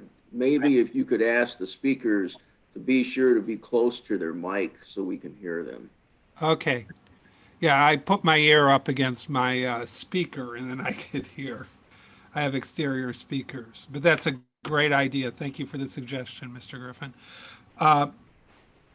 Mr. Steinbrecher, or Kagan Steinbrecher, I don't. All right, hello? Yeah, you come through loud and clear. You have 3 minutes. All right. Hello, my name is Kagan, and I'm a student at San Mateo High School. So first, I'd like to appreciate the board for giving me the time to talk tonight. So as a student, the current system of distance learning seems to be working okay for most of my friends and the vast majority of my classmates. And because of this, I don't really understand the rush to go back to school, especially when a vaccine is supposed to be projected to come out late next year. And rushing back to school seems to just put unneeded risk on students and their families, especially when we don't understand the long-term effects of the virus. Thank you, and I yield my time. Thank you. Miss Ann Rhee. Hi. Good evening, trustees and Dr. Skelly. My name is Ann Rhee, and I'm the Vice President of the San Mateo High School PTO. I served on 3 back-to-school committees this past summer and on the parent subcommittee for the second semester planning last week.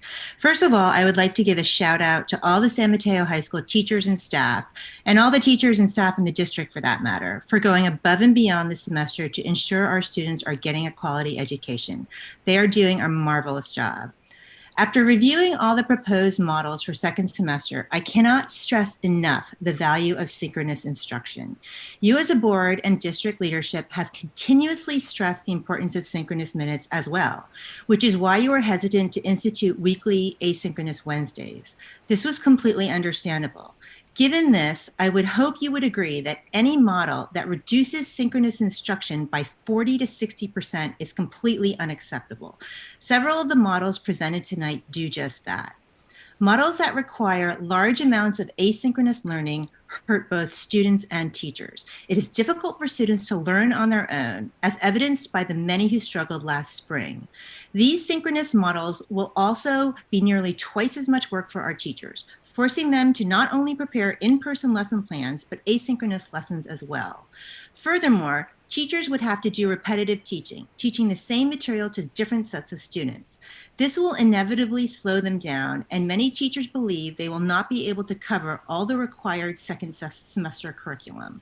This will hurt everyone. It will hurt the Algebra 1 student who will be insufficiently prepared for geometry and Algebra 2. It will hurt the AP students who may not cover all the required material for their May AP exams. It will lead to a widening of the achievement gap. Those with resources will hire tutors to teach uncovered material. Those without will suffer yet again. To make matters even worse, the asynchronous models presented tonight, by and large, will force a redo of schools' master schedules as well as student schedules. This will invariably put more undue stress onto our students and teachers. It takes time to forge relationships, for students to get accustomed to teachers' teaching styles, grading styles, and expectations. To force them to learn this again second semester is just cruel, especially for freshmen who are just getting accustomed to high school rigor and juniors who need to forge relationships with their teachers they will most likely ask to write their college recommendations. For these reasons, I believe the AB streaming model, where in-person students are learning synchronously with those at home, is the only viable model in tonight's presentation. That being said, I would also ask the district and board to consider bringing more students on campus for extracurricular activities rather than pure instruction. Students can be brought on campus for academic enrichment and extra help. Bringing on student athletes for conditioning has been a huge success. Perhaps the district can look into bringing in more students for clubs, leadership committees, etc. I believe this is the type of interaction that students are yearning for. Thank you. Thank you. Our next speaker is Rick Shar. Mr. Shar, you have 3 minutes from the time you begin speaking. Hello, can you hear me? Yes, it's a little. Okay. Thank you so much for the opportunity to speak. I'm the dad of an Oregon student. I urge you to open schools. The science is very clear. Millions of teenagers are infected in the US, and the risk for high school kids to have serious consequences from COVID is extremely low. Of course, you can argue about the possible long-term effect, which only God knows. So let's face it, there's no safe openings. It just matters how fast the virus can spread. Locking kids at home for too long is, however, not a solution. The cost of locking kids at home for so long is far greater than the cost of COVID itself. So we have to face the realities, look into the outcome, and the clear scientific evidence.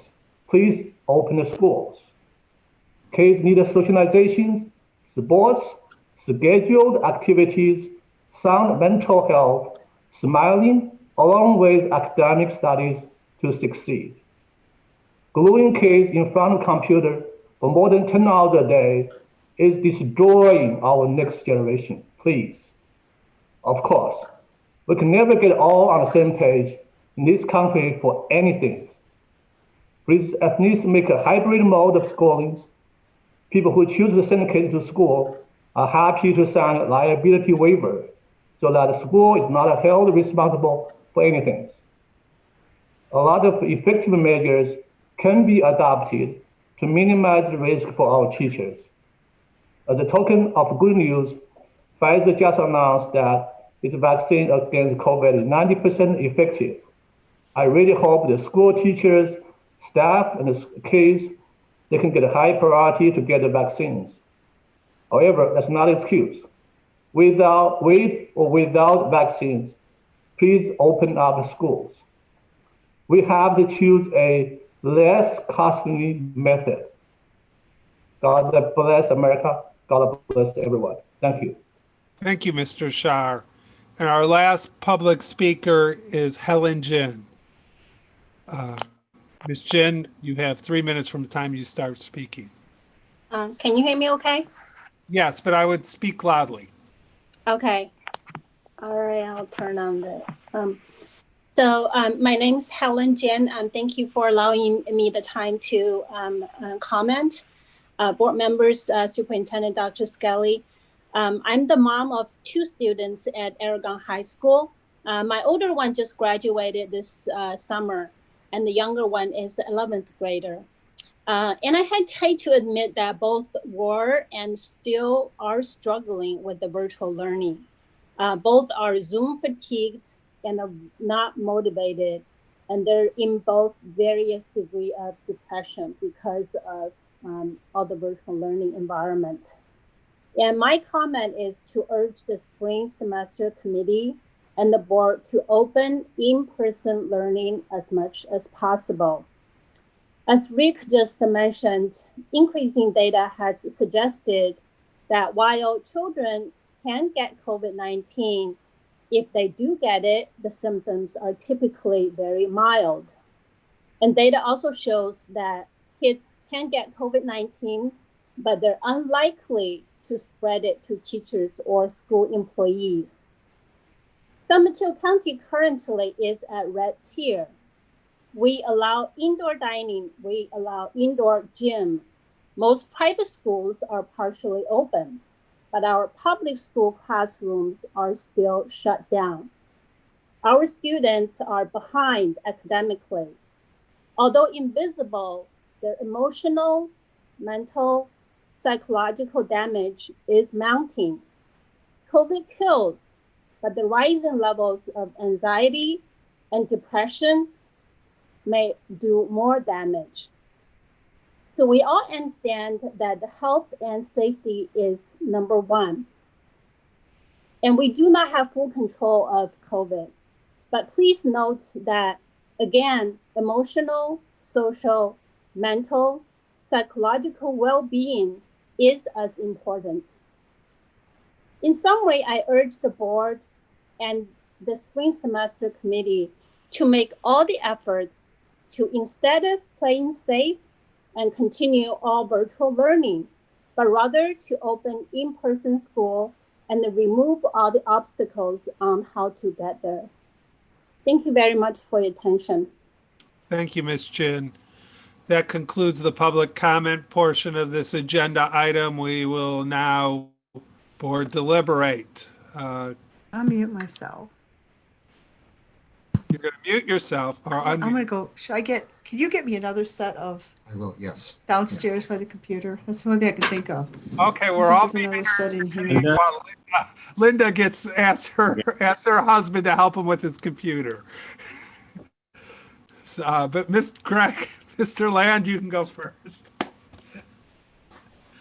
Thank you, Mark. I really appreciate the speakers tonight, but look at the diversity of what they asked for us and they asked of us. I think what's important here is, if you want feedback from me, I'm going to start with what we need to do and where we need to go. At first, I appreciate the committee's work. I think they've done amazing work. I am going to highlight some of the presentations that I saw in the attachments. I looked at the parents one and saw their feedback and their input, and I think it's valuable. I really want to hone in on that for just a little bit because it echoes one of the speakers tonight, talking about the emotional state of mind of the students. A lot of the parents are noticing at first the synchronous was going good and they were engaged and it was happy to be back and they were learning and it was working well. But as time goes on and as these meetings continue on, this fatigue sets in and people have kept talking about the Zoom fatigue. Our student board members mentioned about coming up with asynchronous solutions. And that's something that really a lot of the students are noticing helps them because then they can work on their own. So I think what we need to do is realize that there's a lot of different solutions that we need to look at. We can't just say it's going to be A or B and go with that. I think we need to realize that synchronous learning is good, that and safe, but we need to start developing and showing everyone that coming on campus is going to be equally safe and how to build that. You touched on it in several parts of this presentation, and I was happy to see that. But what we need to do is make sure that hey Linda, you're not on mute. One of the things that I am concerned about is the schools individually have not come up with plans yet. They should have those plans so that we can say, if my daughter comes on campus at Aragon or Burlingame, this is what it's going to look like. This is what the classroom's going to look like. This is how you're going to get on and off campus, and it's going to be safe. Because again, both staff and teachers and parents are all concerned about the transmission of COVID. Yes, the 4 pillars are awesome. Yes, and I'm a principal right now of an elementary school with kindergarten, 1st and 2nd grade, and 3rd grade students on campus currently using the AB Monday, Tuesday, Thursday, Friday A/B cohort. So I'm used to that. I heard the concerns about the 3 days of asynchronous time. Yes, that is a concern. But first, we have to prove to everyone that coming on campus is safe, that people will wear their masks, that they will wash hands, hand sanitize, that it's readily available, that the filters are working, that you even go beyond.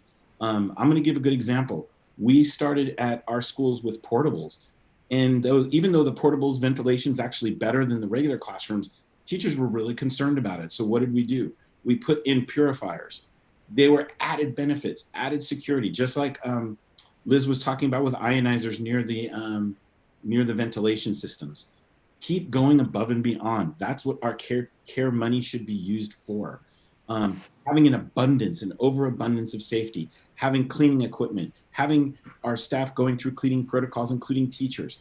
This is what we need to do first, and it hasn't been done first. That has to be solidified. Then let's get into the instruction.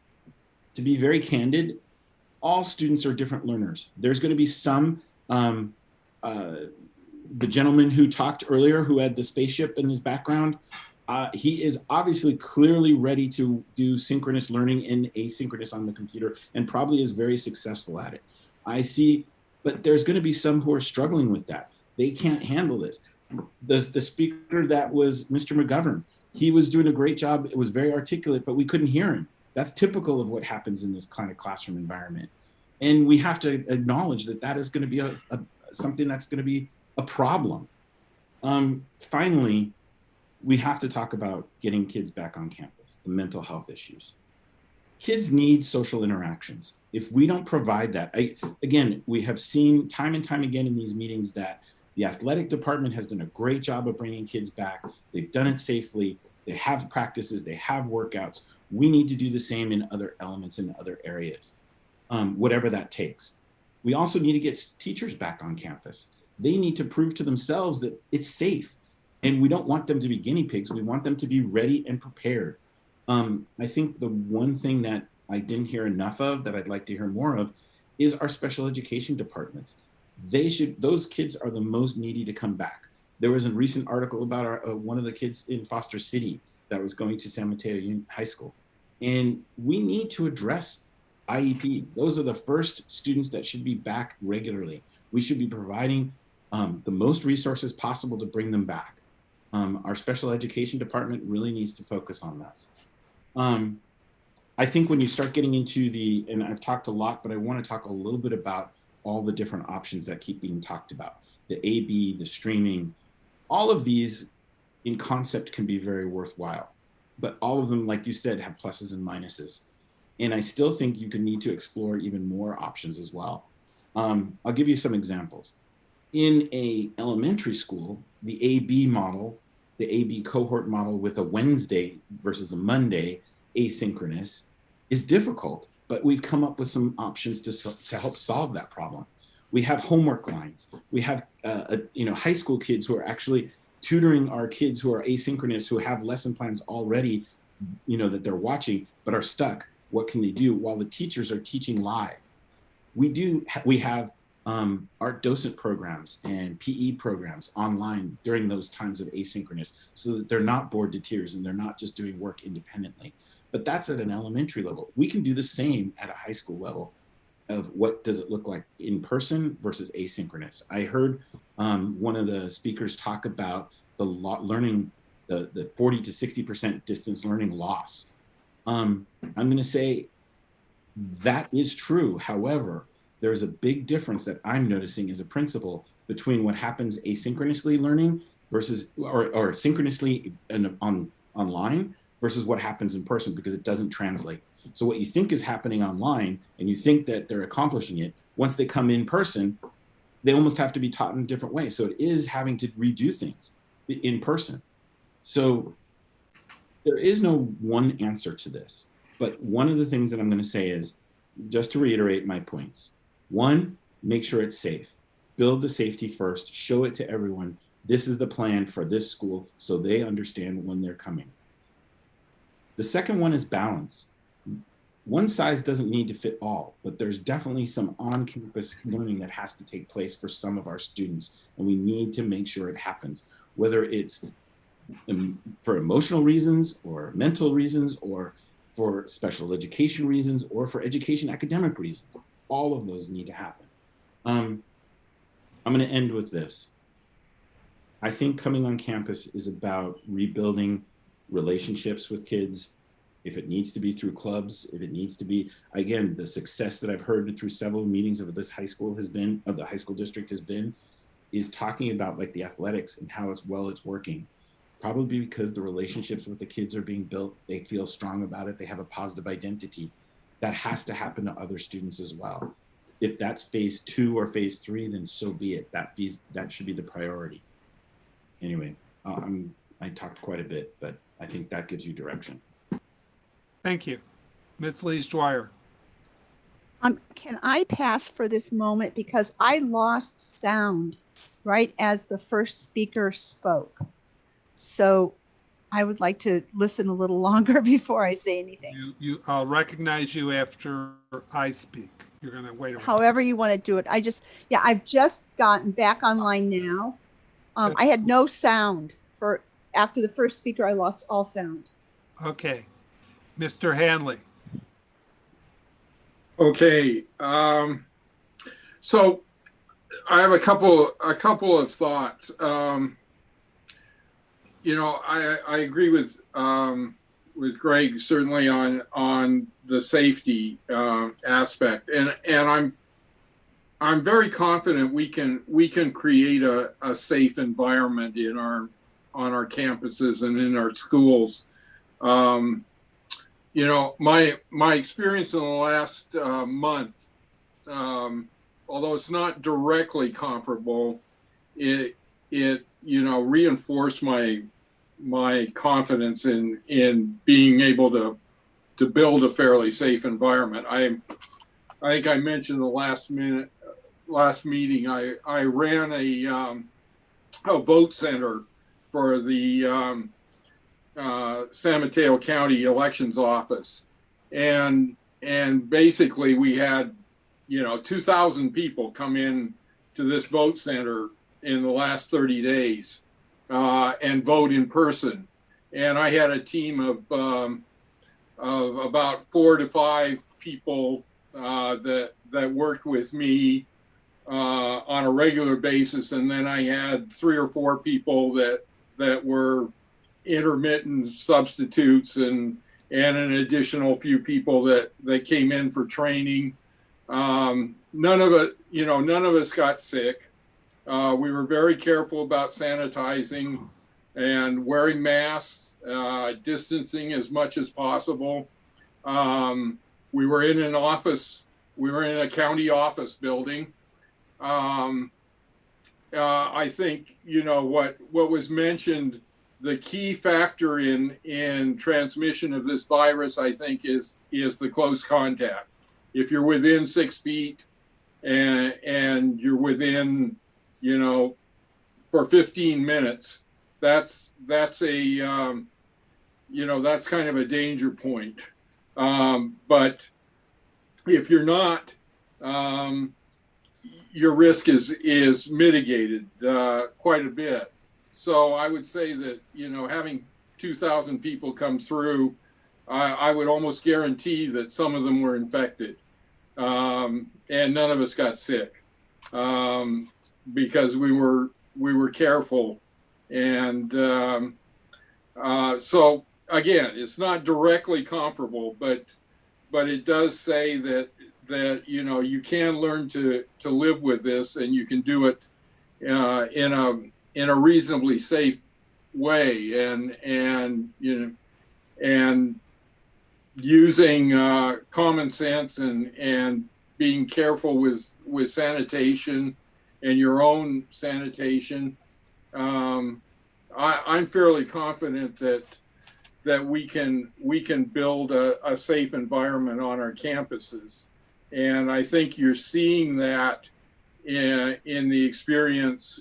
Greg mentioned in his school. I think you're seeing it in some of the other schools.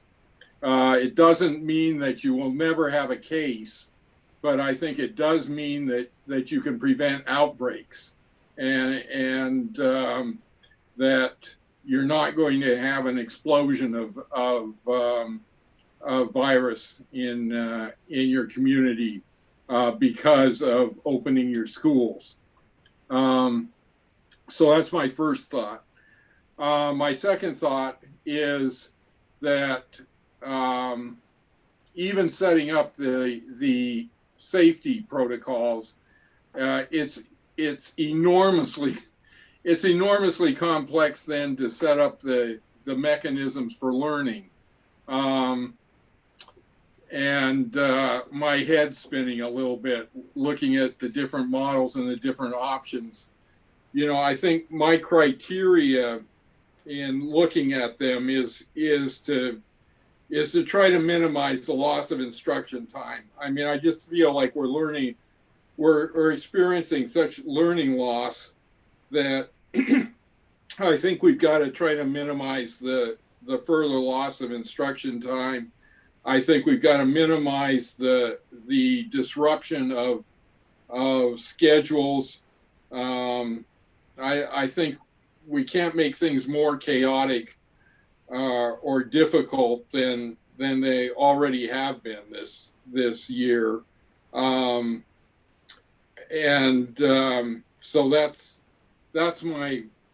I think that's my criteria in looking at how do we move forward, and what do we think about how do we approach this.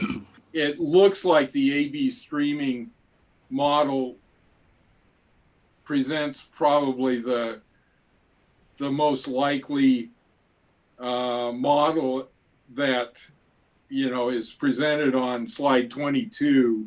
But I'd like to see more work done and see it developed, see some of these developed further.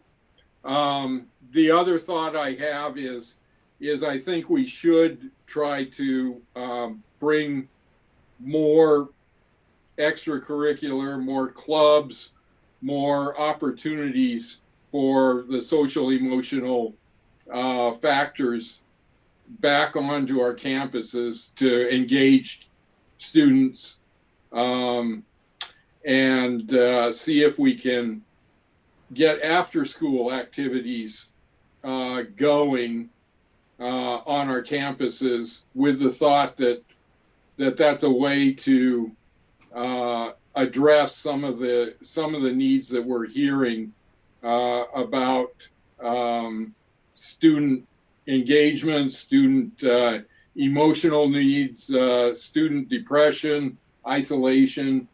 I'd like to see if we could get some of the clubs, some of the leadership activities. Can we start those up again, and provide some of those that would bring students back on campuses and maybe help with engaging our students again that way. So I think those are the directions that I have right now. Thank you, Mr. Griffin. Yeah, I want to thank all the people, the committees that put all this effort into this process. There is a real diversity of views here. Apparently, we're all over the map. I think safety's got to be the first and foremost deal. I know as I ventured out, and I was pretty well holed up in my office a lot, but as I ventured out, I've started to make doctor's appointments with great trepidation, the first one, and I've made them, you know, subsequently for normal things. And the more I'm out, I kind of not quite as apprehensive about being out there in the world. So you know, I'm kind of questioning the mix of asynchronous and synchronous learning, because we're hearing that both of them have downsides. You know, that I think we gotta kind of sort out, and I don't know how you find the proper mix on that combination. The other thing and I think these are kind of independent of the asynchronous synchronous learning. We do have a lot of mental needs, mental, social, emotional wellness needs, and we've got to address those things really somehow.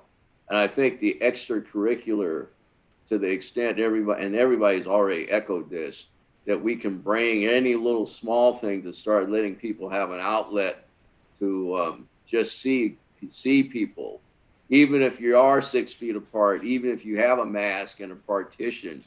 I guarantee you, when I've run into people like that, it's just like it's just so much more rewarding than a flat screen and somebody you really can't see. You know, I kind of, and Peter mentioned it, I kind of looked at the pluses and minuses, and the AB streaming seemed to offer a lot.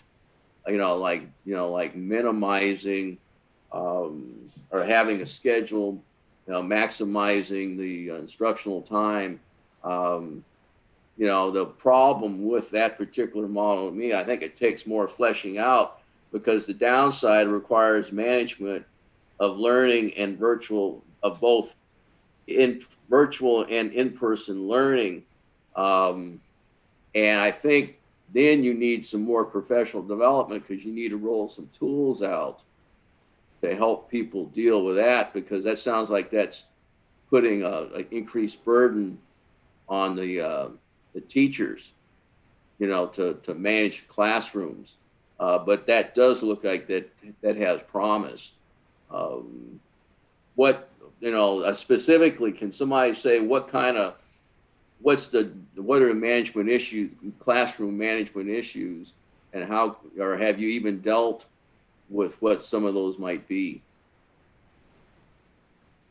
One of the things that has come up, and we know some of the districts that have opened, is teachers are going to be wearing a mask, and they're going to be having the students on the call virtually, and also having to speak to the students in the class. Kind of switching between that and being able to communicate with the mask on is going to pose some difficulty. But I mean, this is what I would say is that all of the models pose some challenges, and that's one that we know has come up. You know, we're in a difficult time, so. Well, I'd like to see that one explored more. Okay. Thank you. I'm going to next ask, do either of our student board members have a comment? Annalie, would you like to go, and then I can sort of elaborate? I'm gonna go first because I kind of want to gather my thoughts. Sure. So, I mean, I had a question about the health survey or the app that you guys would be using to screen potentially 6 students. How can we ensure that students and teachers are accurately like self-reporting their symptoms? And there's just all these like little questions about safety that I think need to be addressed. But other than that, I mean, I think I was sort of swayed a little bit more by the proposal. It's very thorough and well thought out. And I think more options, like Mr. Lang said, need to be explored and really delved into. But with this presentation, I'm seeing returning to school in spring as more feasible than I did before the meeting. So really, I'm giving kudos to the committee for presenting like a really solid plan under the time constraints they were given. Anali, do you have anything to add? Not really. I also wanted to thank everyone and like all the work that went into like putting these ideas into place. I mean, I definitely before the meeting had this idea that it was probably not going to be very possible to go back. I just want to make sure that like a part of the decision is knowing that it's kind of hard to control students in what they do outside of school. That's like kind of one of my biggest concerns, because there's really no way to control what students are doing outside of school, and then the person that's coming to school, and then because I mean it's pretty obvious to look at an app and be like, nope, don't have any symptoms. So I just want to make sure that that's a part of the decision as well. Okay, thank you. I'm going to go then you, Linda, Ms. Leishwire. So I want to thank everyone for all their hard work and all the effort they've put in so far. And without you, obviously, I know you have much more hard work in front of you. And I know you'll put in great efforts. One thing that sticks in my mind as I think about this is what we're going to, in reviewing our next agenda item, which is on learning achievement. And if you look at, when we get to it and we look at slide 4 of that item, we see out of 9,158 students, 1,056 are not engaged. They're not regularly showing up to online learning. I mean, and that is 1/8 of our student body, and it's broken out by ethnic, by background, whatever we call it, background. And you know, the biggest ones who aren't showing up are economically disadvantaged, Latinx, and Pacific Islanders, and that just hits me.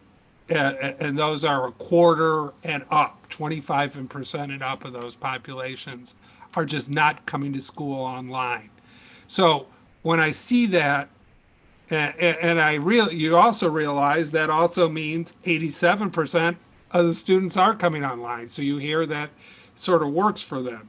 But you know, to be failing 1/8 of our student population, and those that are typically our less resourced students, is just unconscionable in my mind.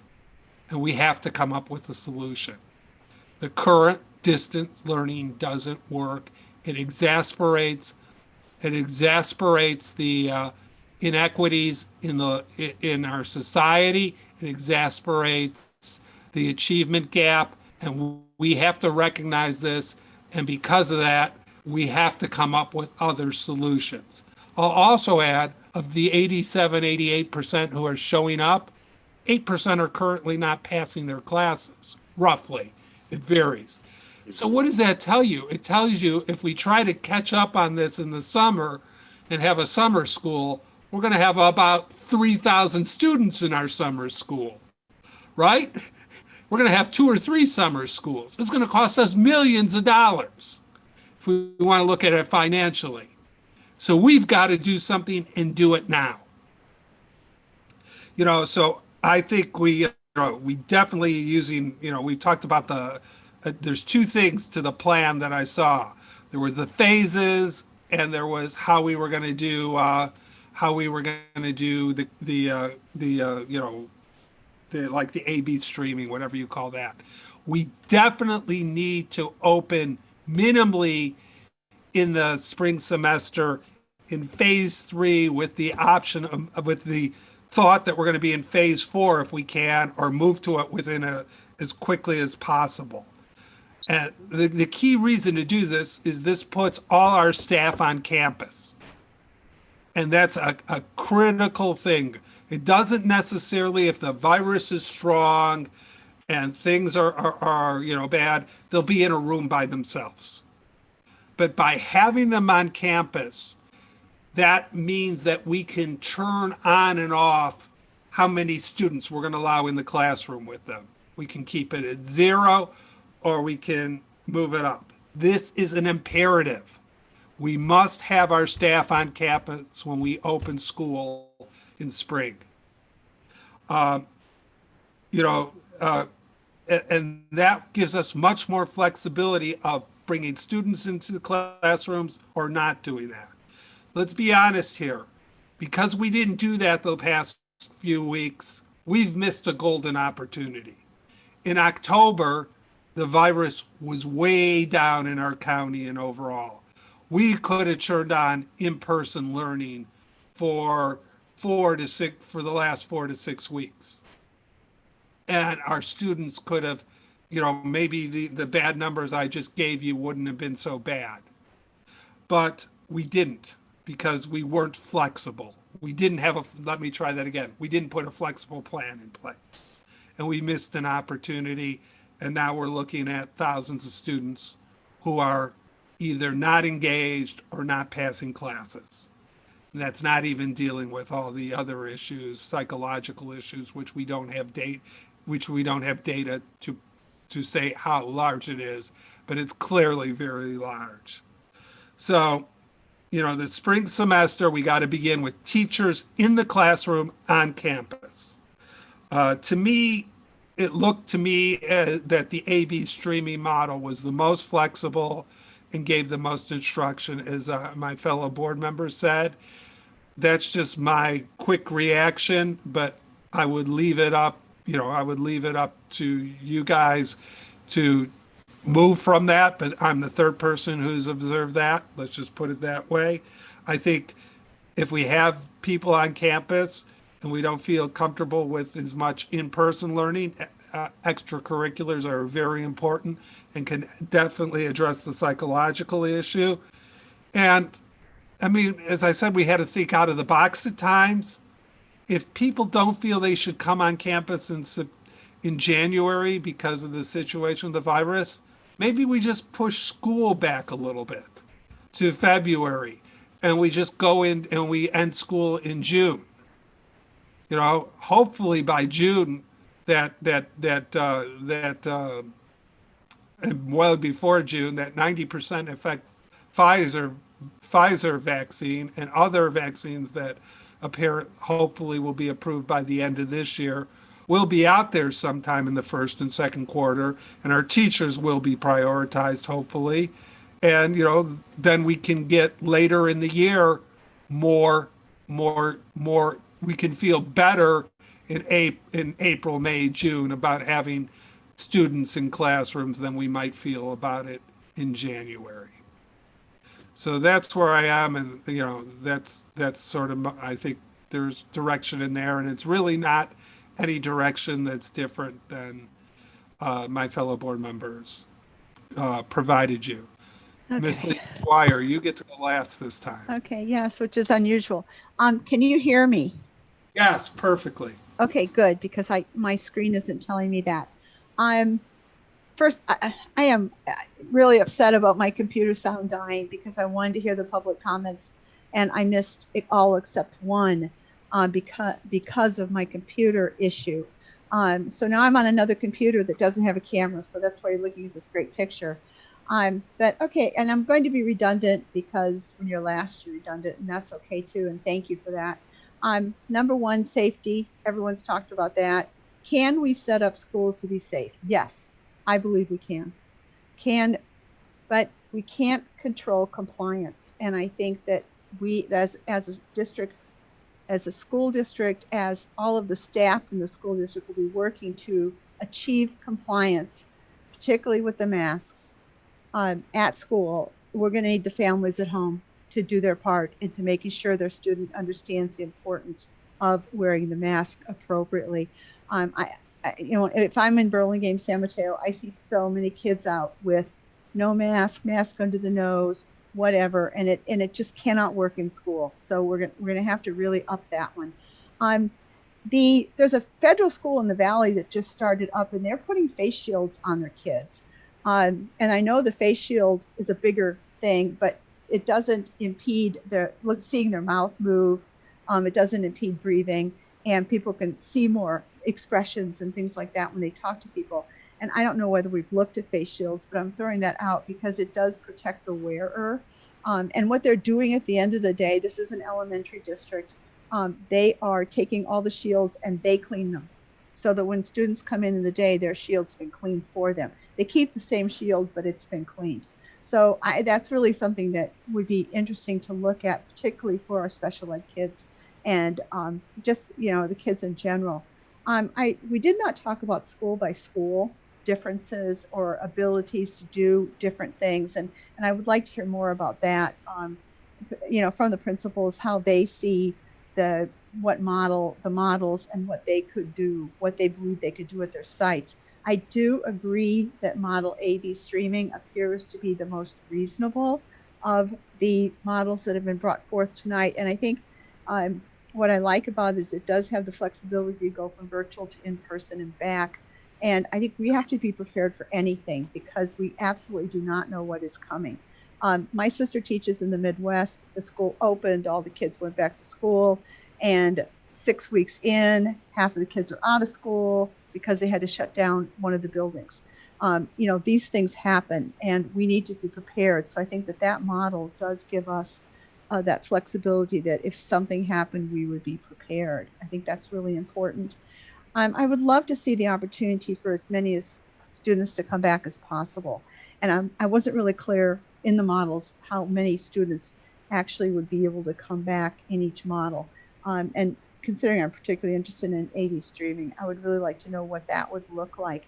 And I like the AM/PM option because if we can avoid issues at lunch, again, it's the mask issue, it would eliminate some safety concerns and allow the staff to be focused on other things. I think that the schedule that we put in place has to make sense, and it has to be easy for people to understand and follow. And I'm looking at all these schedules, I can see parents and students would be kind of confused what day I'm supposed to be in school and what day I'm not. I don't think we're going to get away from the computer and computer learning at this point. And I think that's really difficult for everyone, particularly for the students, and it has to be difficult for the teachers. And that's kind of an unfortunate reality because no matter what model you use, you're going to be spending a good deal of time on the computer. I see PE as a way to involve more students on campus, and particularly with running activities where they can be distanced. I would really like to see that as a subject matter that would be used to engage freshmen and sophomores, at least since it's mandatory for them. I do agree that clubs are a good idea, and you would have to develop more clubs and maybe more teams for students to be on. But again, because it's an informal setting, more than a formal setting, we're going to face the challenges of masks again. So I'm kind of hoping that once we get back in school and students become more accepting of that, that's just how it is in school, we will be able to have good control of students while they are attending school. Again, I'd like to see the opportunity for as many students to come back as possible so that for their mental health, their physical health, their just overall well-being. And I do share the concerns expressed about the learning loss that we've had so far this year. Thank you. Okay. Dr. Skelly, do you want to summarize what you think you heard? That's I think we were pretty consistent. Yeah, yes, you were. I appreciate that. I think that what I heard, and I'd like to invite Ms. Kemke and Dr. Kemke and Dr. Black to add here is, I think you're interested in our fleshing out some of these proposals a little bit more. You'd like to hear a little bit from the schools about the safety protocols and all that, which I think is eminently doable. I think you want to see the survey results because that will give you a feel. I think the way the questions are asked, we're asking people to not give us a definitive yes right now about whether they come up, but it will give you at least some directional information about where we will be. Just anecdotally, what I'm hearing from people is that it's somewhere between 50 and 80% of the kids who do want to come back. I think that's it. Dr. Black and Dr. Kemke, the other pieces. I would have summarized. First, we all want people back on campus spring semester. Yeah, and you want staff back on campus too. Staff and students back on campus. That's where I would have started and then said everything you said. Okay, so if that is in fact the direction for the board, from the board, I think that it's incumbent upon us to ask Dr. Black to begin a process of communicating with staff about that expectation, and then working on, where teachers and staff members might have reasons for not coming in and how we deal with those. So that's a negotiated question, and it's a conversation around the interactive process that you're familiar with. Yes. I'd also add one other thing that's mine is when you do come back or whatever, what are we going to do? And maybe we'll talk about this in the next agenda item. What are we going to do about the 1,000 students who didn't engage this last semester? The semester's not over yet. No, we're not giving up on those kids yet. We can talk about that. I think that's a good topic actually for the December 3rd meeting, because that was a topic at the last principals meeting, because people are very concerned about that. Yeah, and so am I, obviously, but as the rest of the board. Do the board members, so December 3rd, you'll bring that and further plans, how, now that we've sort of narrowed it down a little bit for you, have we? Yes, that's been helpful. I don't know if Dr. Kemke or Dr. Black have other things that they feel like we need to come back with. Sure. Well, we promised the subcommittees that we would meet again, that we would get back with them and offer them more time to meet. I know this teacher subcommittee is desiring to have maybe a day or half day to meet together. Like you said, Dr. Skelly, it's a negotiated, these are negotiated items, and we'll have to set up those dates. For the interactive process, we can communicate that more thoroughly once we have a plan, and people then will have to decide whether or not they want to engage in that interactive process. Greg? I'm going to muddy the waters a bit, and I'm sorry, but remember how we did at the beginning? You had the independent study and then the synchronous choice. I'm wondering if we keep looking at it in that way, where it's, where can we put where people want to be and where they can be kids can be most successful. If you have the independent study, obviously, then you have synchronous, with, in my district, we call virtual school, and then a blended learning model who'd like to be in a blended learning model. So it might be tough on the master schedule, but it would help determine who wants what. Who wants to be just synchronous with a little asynchronous? Who wants to be blended where they'll work online, but they'll also be in person because they need that? And then I think the final one is maybe not so much choice, but the support system, where it's support opportunities for SPED and for EL, where it's you have extra opportunities to spend time on campus for these additional things.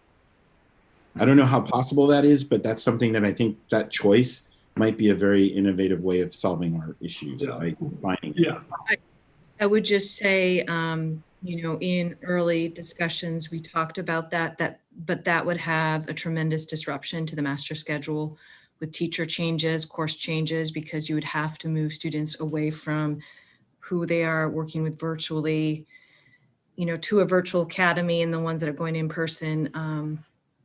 Maybe if we have more time, we could think, we could set up a master schedule from the start doing that. But if we have to create a separate track, that's what some of the asynchronous models require. We do, it would be a big disruption. So we could investigate it, but that would be one of the cons to doing something like that. Yeah, and just to add to that, Mr. Land, we will continue to have the independent study option, certainly for kids who've been successful in the first semester doing that. And there have been quite a few. And the same kind of flexibility about classes outside of the district, classes at the community college, and so forth. Fewer classes, all those pieces. Dr. Black, did you have anything to add? No, the independent study is an option, and we've talked about how we can enhance that. But I think one of our major goals was not to cause a lot of disruption in teacher schedules and student course loads. So maybe if we enhance the instruction independent study program and people, if students want to choose that, that's an option that's still there for them.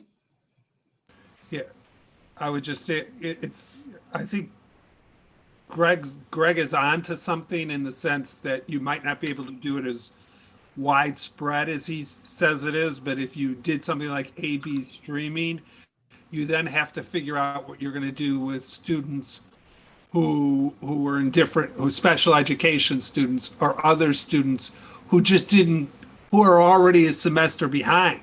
1/8 of our students, or maybe you'll get it down to 1/10, I don't know, are going to be a semester behind, and how you're going to have special pullouts or whatever I don't know what you're going to do, but you're going to have to figure out something. Yeah, we'll bring that to you next board meeting. Yeah, and I would encourage you to concentrate on just one of these models. Pick one by next board meeting. Okay. Okay, anyone else want to add anything? Linda, you always have to speak up now because I can't see you.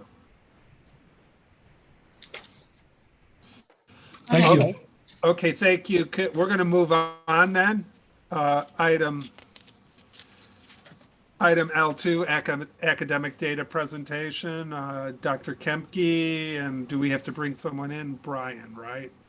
Yes. I got to find him, or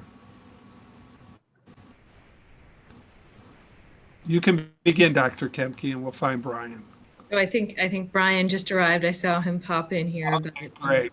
We're going to be reviewing, and you've alluded to it quite a bit, the academic achievement update, going through grade data and engagement data, kind of intersecting those two together. Pass it over to Mr. Simmons, who's going to take this away. Great, thank you, Dr. Kempke. Good evening, Board President Friedman, board members, and district cabinet.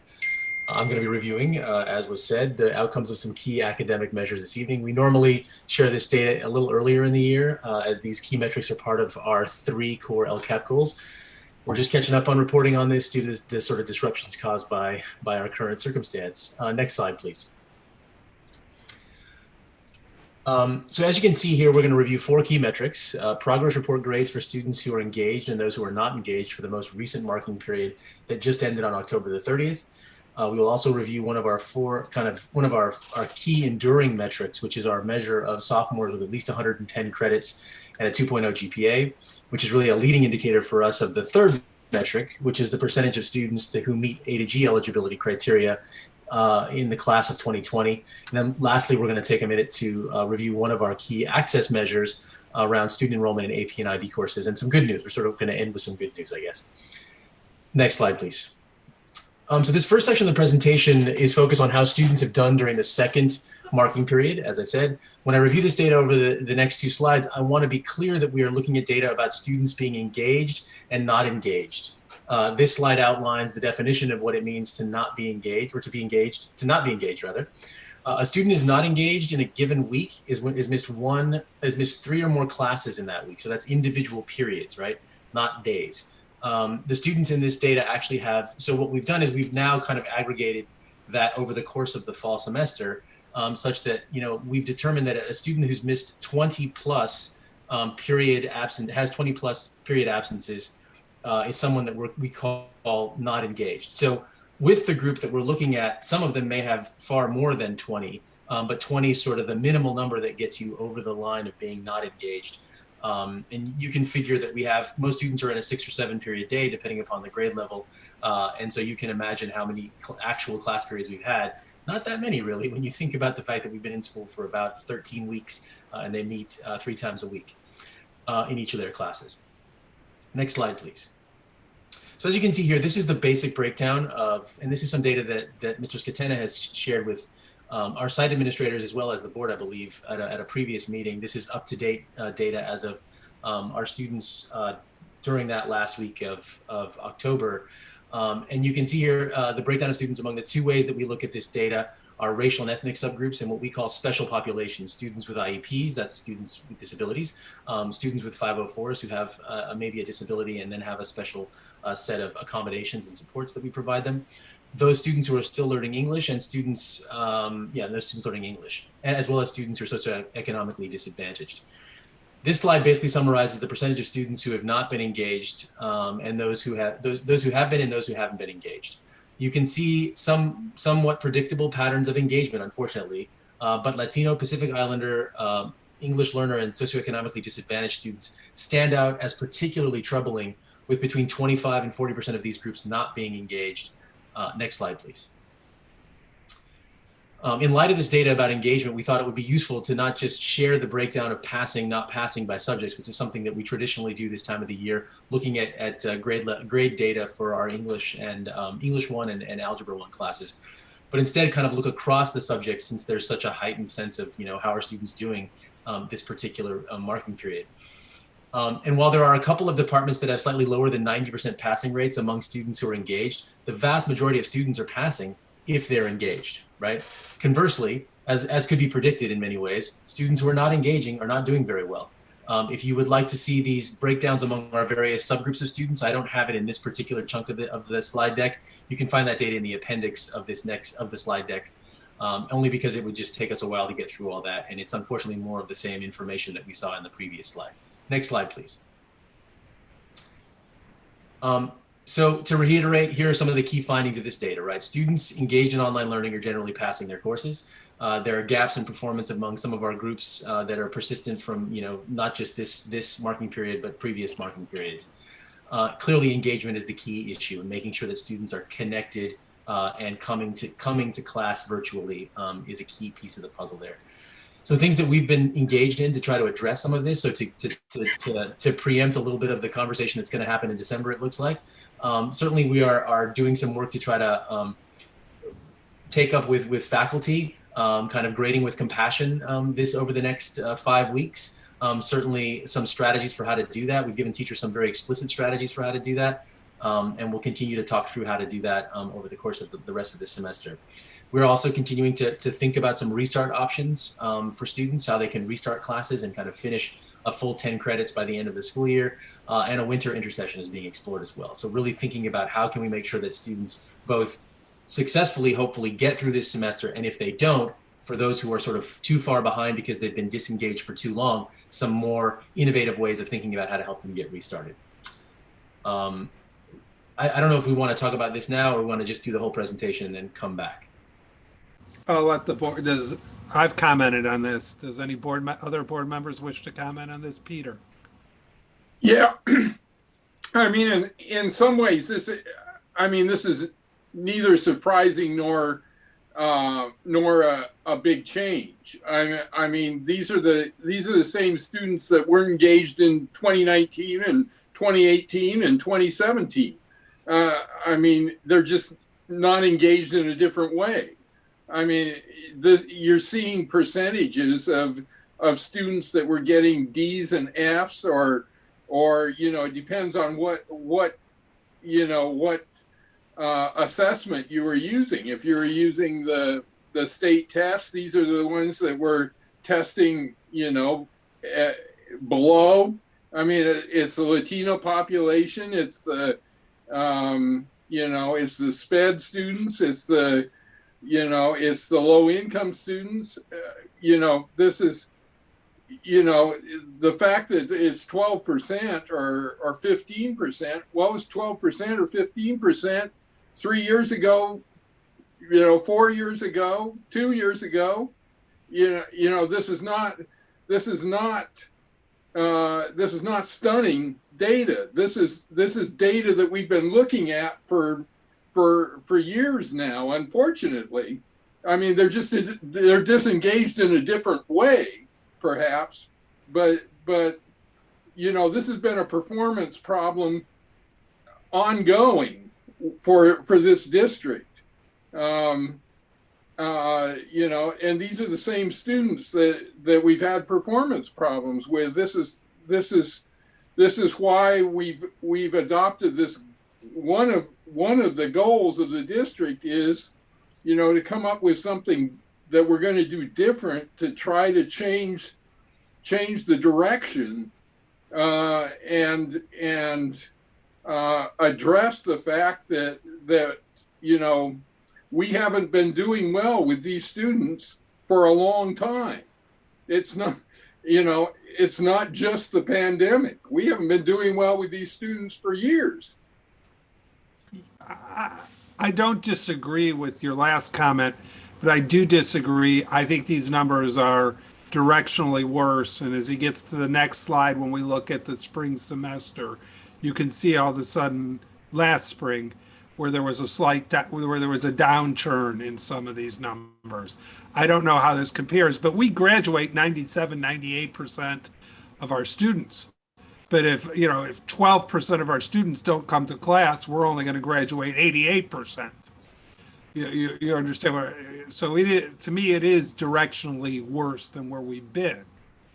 But and it's probably too early. It'd probably take a lot of data analysis to know that for certain. But while it's directionally worse, it is this, regrettably, it's the same groups, and and our goal is to make them to close the gap, and I think we're making the gap a lot wider. I will quickly just add that we don't normally look at data, right, when it's in process, right? We look at the kind of after the fact semester grades, and honestly, in general, second reporting period of every semester is the worst reporting period of all of them, right? So do know that this, and these numbers are a little higher than year-over-year data than normal among the key subgroups of students. It is traditionally the most challenged data, and things do often turn around. So that when you look at, for example, the data point we look at a lot is Algebra 1 and English 1 data for freshmen. That's our one kind of key data point. That data usually only has about 8 to 9% of students, in some cases even 7% of students not passing. So again, things tend to get turned around. In some cases, these grades are really trying to make sure that people know what's going on so they get to it by the end of the semester, right? So I think there's a lot of things going on in this data that we want to be conscious of that. Because you're watching it in the middle of the movie, which is not normally when you see it. Mark. Greg, Linda. Okay. Linda, Greg first, then Linda. It's hard to say. Either way. Okay, I'll take my turn. I'm gonna take it one step further. I not only do I agree with Peter, but I agree with you, Mark, that it's even worse. I think you're generous with this idea of attendance, and it's about engagement. I'm glad the word engagement's being used because it's the key here. And we're not finding ways, again, coming up with an intercession or restarting.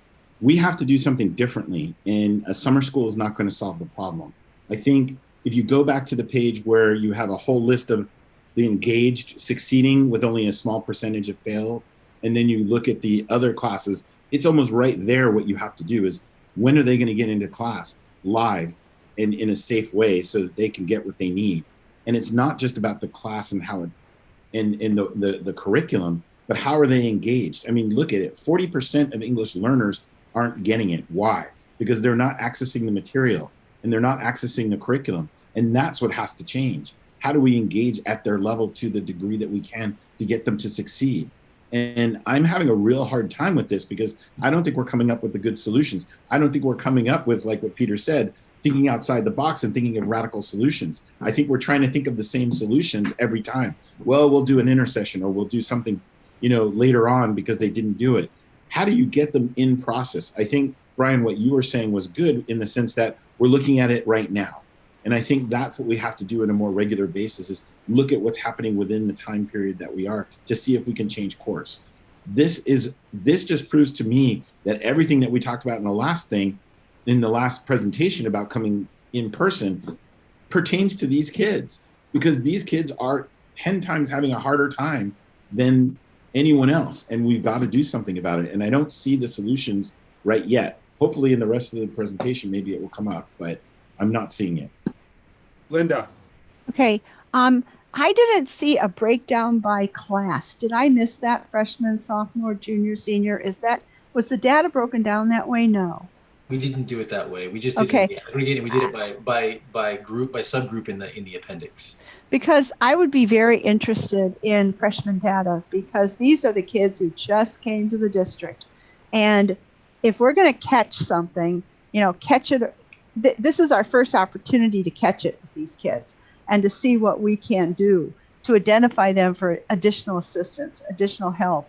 What can we do to close the gap that they came to us with? And this is these children are coming to us for whatever reason, not as prepared for high school as they should be. And then we are not meeting their needs when they come in the door in order to help them, gain what they need to gain in order to succeed in high school.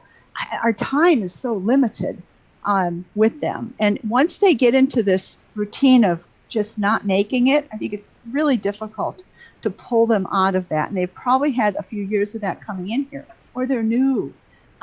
So I'd be very interested in the freshmen, and so that we could come up with immediately some sort of plan to give more assistance to the freshmen.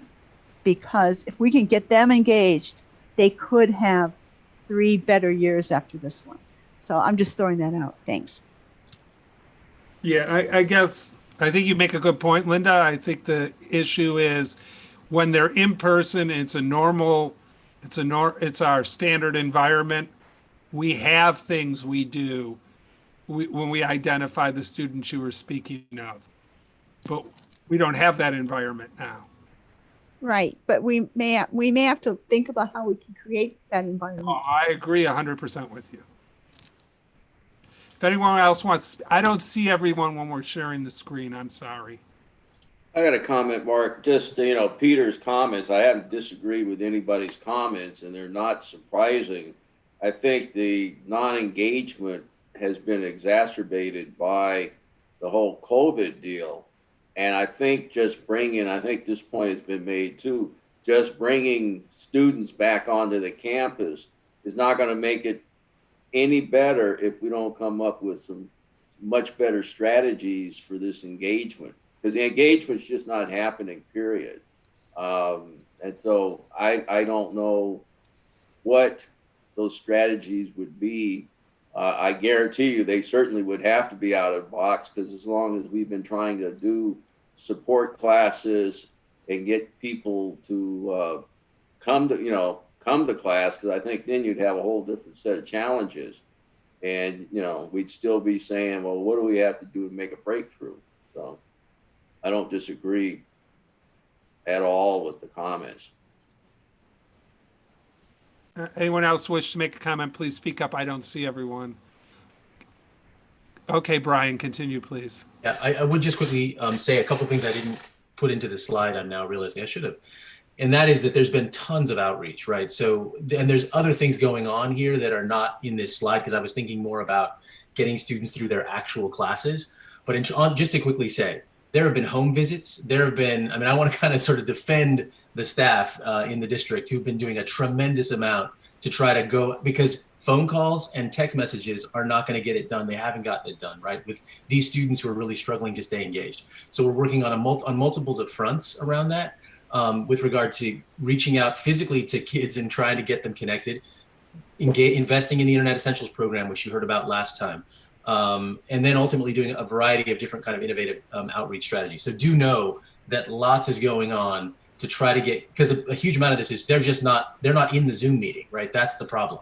And so that's a piece, and as well as our mental health staff working with students to try to get them back on track. So do know lots of effort is being put into trying to connect these kids to us in a way that it's just very difficult, as you can imagine in this current circumstance. With that, I'm going to move ahead. Next slide, please. So the second indicator that we're going to look at really quickly, because I'm going to move ahead because I know it's almost 10 o'clock, is one of the leading indicators that we look at for the last 4 years. This is our 10th graders on track measure, meaning students that have 110 credits, so they literally have half the number of credits by the end of their sophomore year, and they have a 2.0, with the idea that those students would essentially be kind of A to G eligible at that point, midway through their high school career. And traditionally, this slide summarizes kind of the traditional goals that we have around that. We missed our targets this year. Next slide, please. We missed our targets, but overall the data is flat. And honestly, I feel like all things considered with the spring, that's not a bad outcome, given that we didn't have a spring for those sophomores. It was a spring unlike any spring for any sophomores ever. And so all that notwithstanding, and we had a diminution among our traditionally underserved students, and we had the significant gaps that have always existed. I will say that the overall, the aggregate number stayed basically the same. I think is a good thing, considering what I thought it might look like in April or May of last year. Next slide, please. Again, this slide shows our SED and students with disabilities, how they're doing on this metric. And while there are still significant gaps, the credit loss isn't too far from where it has been over the last few years, right? The numbers of students who are below the measure. So I would say, again, taking in context 2020, the spring of 2020, as 30 units that students, 30 to 35 units that students could or couldn't have gotten, I do feel like, we're in a decent place, all things considered, given what had happened in the disruptions of the spring. And lots of people were a part of making that so. Moving on to the next slide, please. This data is an overview of the 3 general groups of English learners that we track in the district in relation to this particular metric. These are students who are still in English language development classes within the first 3 to 5 years of being in the United States. Also our reclassified English learners who are traditionally higher performers, and our long-term English learners who struggle historically. The significant decline in LTEL students being on track is particularly troubling in this data, and sites are engaged in identifying these students for credit recovery. Again, they also are duplicated in the other data sets. They are Latino students principally, and they are low-income students principally. So they're also show up, they're sort of duplicated in those other data sets. I think it should be noted that a key place where credits are reclaimed is summer school. And clearly, as somebody's already mentioned, that's probably not going to be enough. And this summer school, the one thing to note though is why I think this LTEL data is the way that it is, that traditionally our students who've struggled, they catch up in the summer. And we had, for the first time ever, and hopefully the last time ever, a fully virtual summer school this last summer. So all the things we just talked about engagement and the struggle for engagement, we faced mightily with the most vulnerable of our students this last summer. So in many ways, of course, we didn't kind of reap the rewards of traditional summer school this past summer because we weren't able to do it in person. Yeah, so that's that. I'm gonna move us to the next slide, please.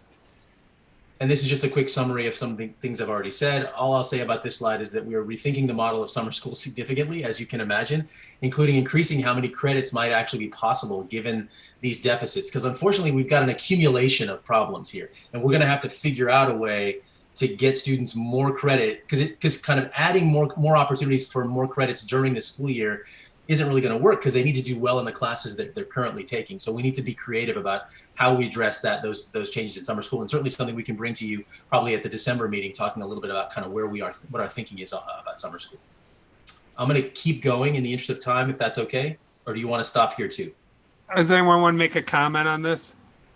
I just want to point out then, it's great. Yes, I see that our district has stayed flat, but I'm seeing big decline between 18-19 for Pacific Islanders, Latino students, Black students, social economically disadvantaged students, and as you were talking about, ELD students. I'm seeing, as I read the data, there's significant decline there. Am I, if this is why we're having to do our LCAP and whatever it is, we're going to, whoever reviews it, the state or whatever, they're going to say you're not making progress. You're backtracking. Agreed.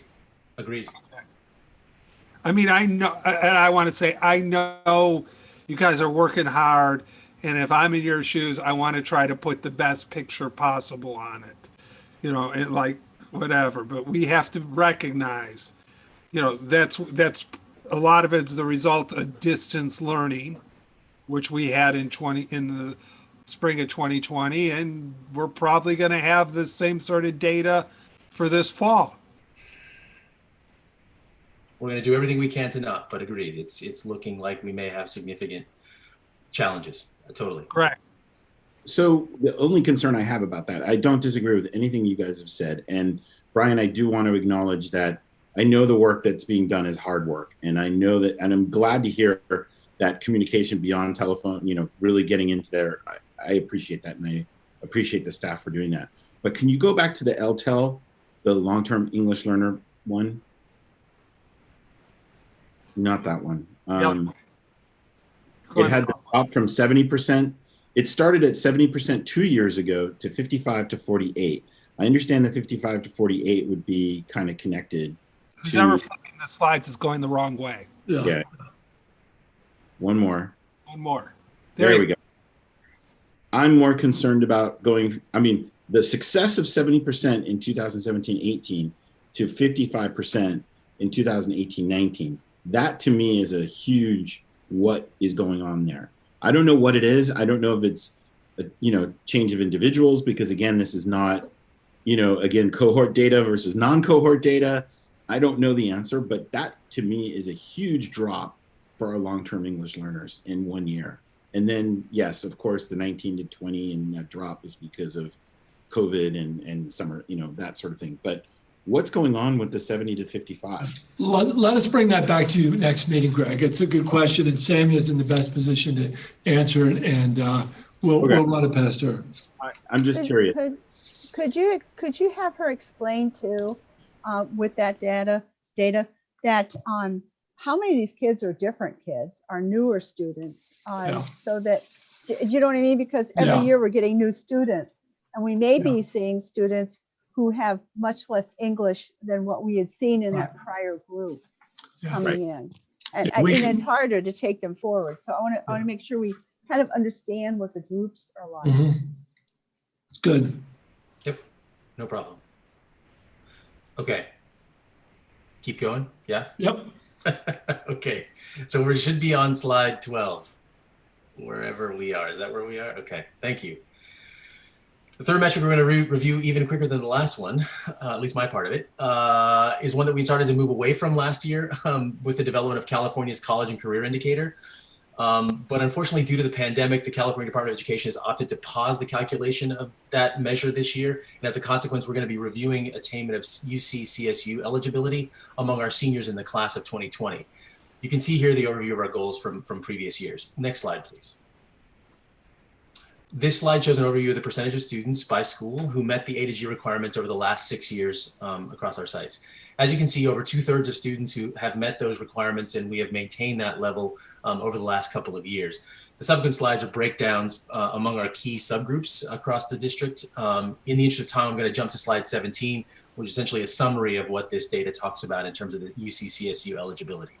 Can we jump to slide 17? So you want to go 3 slides ahead, 4 slides ahead.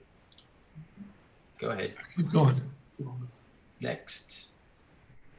Next. Okay. Well, now go back, please. 1 slide back, thanks. So in general, we are maintaining kind of a pretty good level, and certainly relative to the state. I mean, the state level is still around like 50%. No, actually it's around 45% of A to G eligibility statewide. Continued increases for our Latinx LTEL students with disability eligibility. That was good news this year. Those were increases in those percentage, but clearly the gaps still persist that persisted in the other areas. We will continue obviously to do outreach and counseling support, continued implementation of AVID. I mean, AVID really is our kind of core strategy for 4-year college among our historically underserved students. And honestly, there's this new effort around dual enrollment, which at some point, maybe later in this school year, we can give a quick kind of update on where we are with that project. But it really is kind of creating a career pathway for students. And certainly some of the things that were referred to earlier that was started by Dr. Moore many, many years ago around offering college courses on our campuses. And so I think that work continues and really is some of our most important work to get all students college and career eligible by the end of high school. Should I keep going or pause on this one? Anyone have a comment? I would like to see I would just like to kind of quickly go through the ones we skipped. Okay. I mean, just to see it. Oh yeah, sure. Slide 14. It's on the agenda, Linda. I know, but there's other people than me here who haven't seen it. Right? Go back. Slide 2 more. I think there's a couple hundred people here, 131 people. So this is the slide that basically covers our key racial and ethnic subgroups, and so we see these discrepancies in outcomes relative to the average in the district. But again, some improvement from year over year. Next slide, please. And again, this is the slides for our kind of specific groups of English learners. We sort of divide them into 3 groups. Those are who are in ELD, those who've been in the country and usually born here for more than 5+ years, and they are still English learners because they haven't been redesignated, and then our reclassified English learners. And our reclassified English learners do just about as well as any other students in the district, and the other 2 groups don't do as well. Next slide, please. And so this is, again, among what we call our special populations, our socioeconomically disadvantaged students and our students with disabilities, and those also lag the district average. But again, there's some improvement there. Okay, final slide, we'll jump to the last one more, please.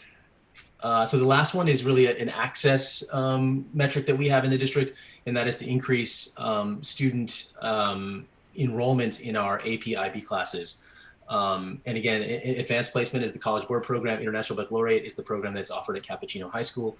And we want to see as many students as possible. We're ultimately trying to get to essentially our demographics in the district reflecting the population of students who take those classes. Next slide, please. So you can see here that increase, decreases. Oh, so basically this data, in this slide, we have exceeded last year's course enrollments overall year over year. And we have more students enrollments overall year to year, right? So there's more courses being taken in AP, and there's actually more students taking AP classes, which is great news on both fronts. And so in the interest of time, I'm going to jump ahead again, unless is it okay to jump ahead to the next one only because I'm worried about time, and I can answer questions about the specifics. Is that all right? Yeah. Okay. So this one is basically one about underrepresented students enrollment in the 11th and 12th grade. Next slide, please. This is the ethnicity slide. Again, these are they repeat these kind of cycles. And then the last slide, please, in this section. These are our special populations and the percentage of those groups in the 11th and 12th grade who are taking these classes. Next slide, please. We basically see high levels of enrollment overall, and we've seen some significant and continued increases in HUGS enrollment, and that really was the goal of this particular metric. So this one I feel really good about, relatively speaking, but we still have those persistent gaps, right, in outcomes. Not surprising after looking at all the other data that's upstream. We will continue to support students in this effort by, we do the PSAT traditionally. We're going to try to do the PSAT in the 11th grade this year. That's one way we identify students kind of at promise for who have AP potential according to the College Board. And then we also will continue to implement AVID as kind of our core support strategy once students get into these classes, because it's one thing to be enrolled in them, it's another thing to be successful in them. And AVID really is kind of our main strategy for supporting students in these courses. And with that, I'll answer any final questions you have. Could someone please turn off the screen share so I can see my fellow board members?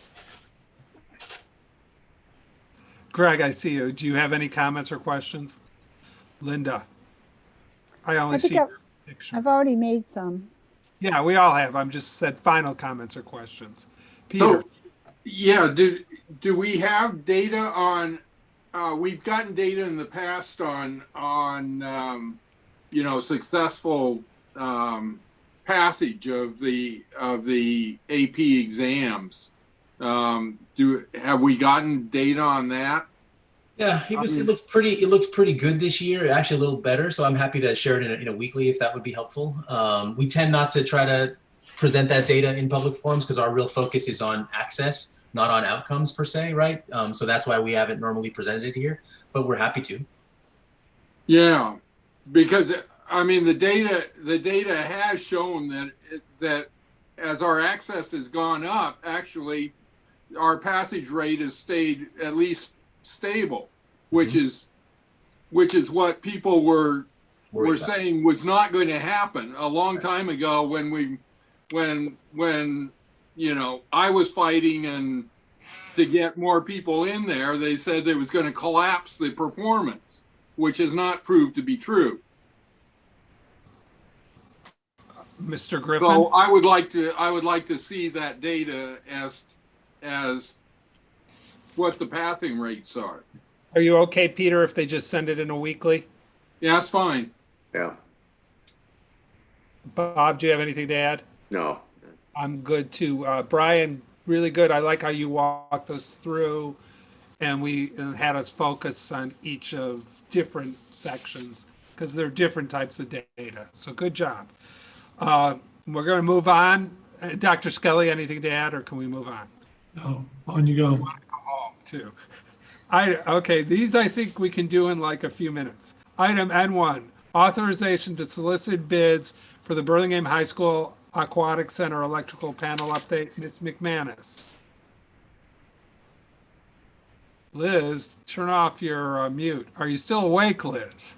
Where is she? Dr. Skelly, you want to help us out here? Okay, we're bringing change order number 2 for and it's a very small change order. I don't think there's any issues. No, we're on the authorization to solicit bids for the Burlingame High School Aquatic Center panel update project. Okay, yes, we have 2 bids coming through, one for, both of them actually have to do with the sewer lateral in the back building. And so that was not done on the original project. It was something that had to be done later, and we're asking for your approval to be done during the winter break. I move approval. Perfect. Second. Okay, does anyone have any questions? Is the BAC advised, and are we communicating on a regular basis with them so they're well informed?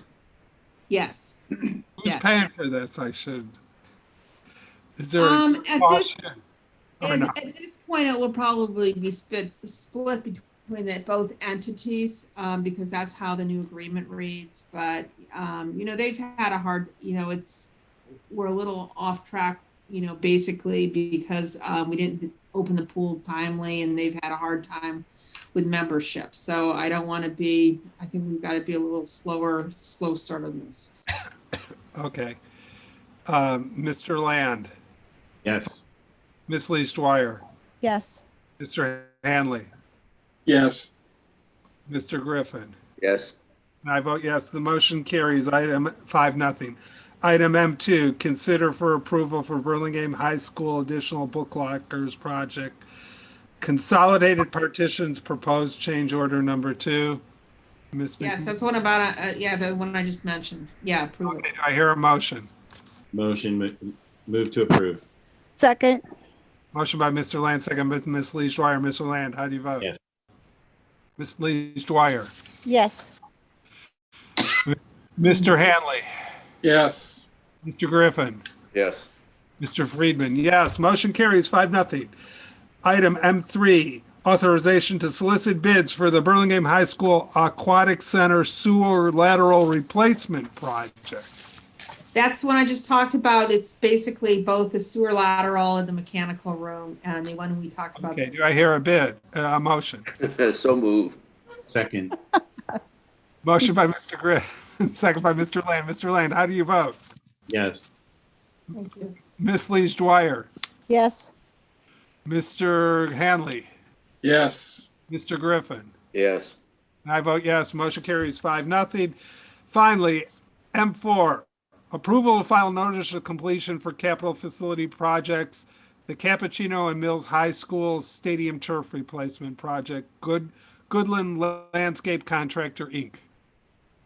Those are the new fields. They are completed. Everybody's enjoyed them. Nobody's using them. Hopefully we have a football season this winter and can use them because yeah, let's hope. Let's hope. They won't be playing in mud. Do I hear a motion? Could we have a virtual ribbon cutting? I move approval. They still have the new car smell. Motion. It smells like tires. So moved. It was moved by Ms. Lee-Dwyer and seconded by Mr. Griffin already. Okay. Great. I love that. Yes. Yes. Mr. Land, yes. Ms. Lee-Dwyer. Yes. Mr. Griffin. Yes. Mr. Hanley. Yes. Mr. Friedman, yes. Mr. Land, you said yes before I asked you. Are you voting yes? Greg. I'm voting yes. Okay, motion carries 5-0. Okay, we're moving on. Thank you, Ms. McManus. You can go back. Perfect. Go back to sleep. Item N1, approval of personnel actions. We have personnel actions and addendum, and we are listing Elizabeth McManus as Deputy Superintendent's retirement after 14 years and 6 months in the district, effective December 31st. Okay, she might have started earlier, but do I hear a motion? So move. Move approval. Wait, try again. Start over. You interrupted each other. Bob Griffin moved, I think, right?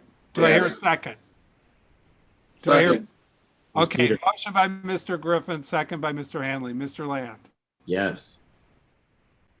Ms. Lees-Dwyer. Can I vote yes for everything but Liz retiring? No, you can't. Oh, okay. Well, then I guess I have to vote yes for everything. Okay. Mr. Hanley. Yes. Mr. Griffin. Yes. I vote yes. Motion carries 5-0. Ms.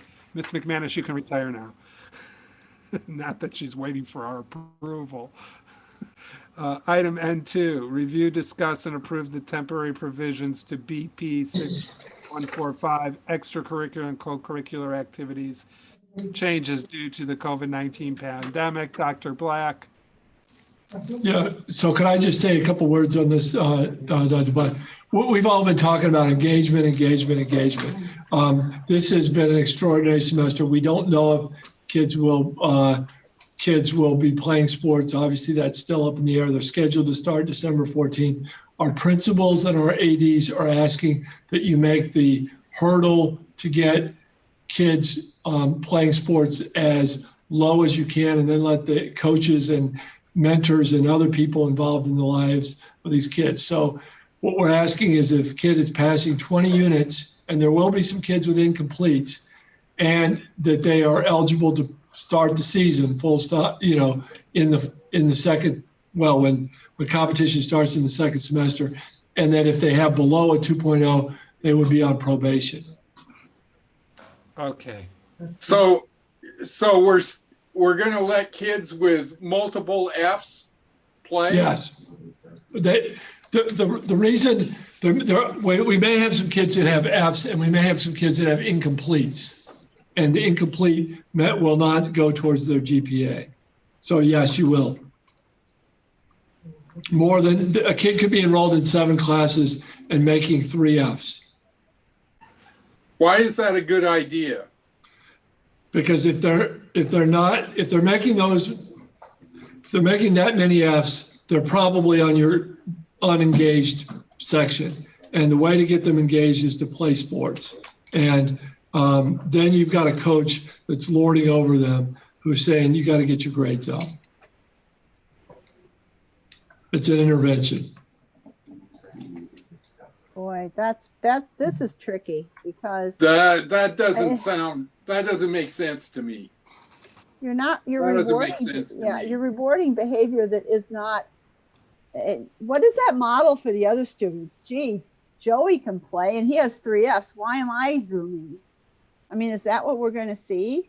I don't think most students go to class so they can just play sports. It does lift up some students, but most students, there's tons of, they're not saying, well, so I can stay on the basketball team, I'm going to class. So then why don't we put mandatory tutoring as part of it, or mandatory, they have to have some schedule that they're following to make the grades up, or put something with it. I sort of agree with you, Linda. That's not a bad, that's a really good idea.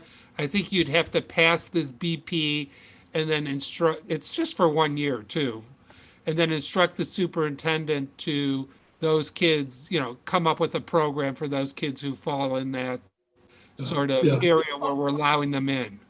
I'd just like to remind you that when this is probation, these kids would be on probation.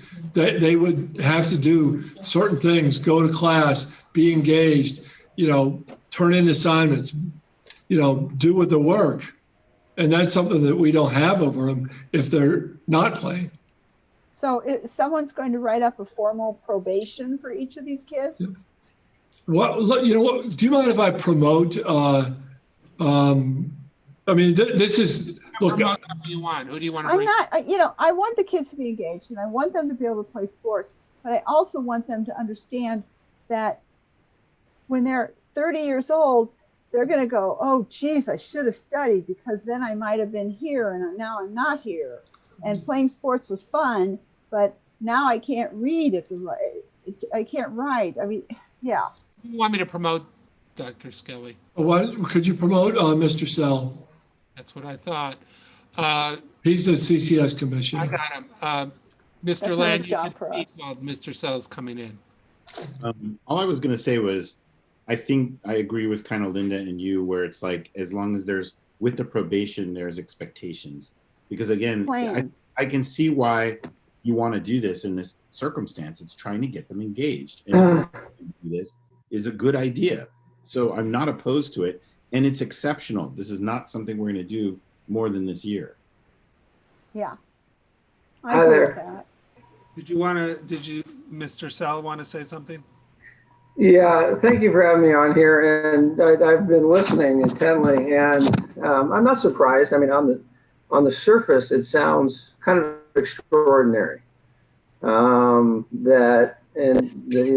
you say multiple Fs, the kids can still participate. Right now, what we're proposing is not below what the state requires. The state requirement is to pass 20 units. We could not go below that. There are several students who are taking reduced schedules. So, you know, so it's very unlikely that a kid is able to fail 3-4 classes and still be eligible. And quite frankly, there's not a whole, those kids a lot of times aren't really engaged in athletics to begin with. You know, just being in the classroom and seeing some of these grades, and I was seeing the charts before, and just anecdotally, kids are struggling mightily to a level that we haven't seen before. And a lot of the kids who are failing are not failing because they're not doing the content work. From what I've gleaned, is that the executive functioning required to do a lot of these online assessments. It's very difficult for these kids when they're struggling with the Wi-Fi they have and the home conditions they have. And so this isn't a case in what we're kind of learning is that these kids are just, you know, are having a hard time getting to the assignments, let alone doing them. And it's a chance to keep them engaged. I mean, right now there's a disengagement problem to begin with. I was seeing the other slides.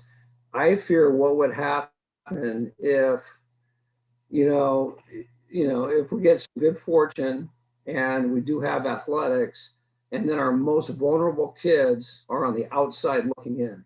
To me, that would be a inhumane and cruel and almost immoral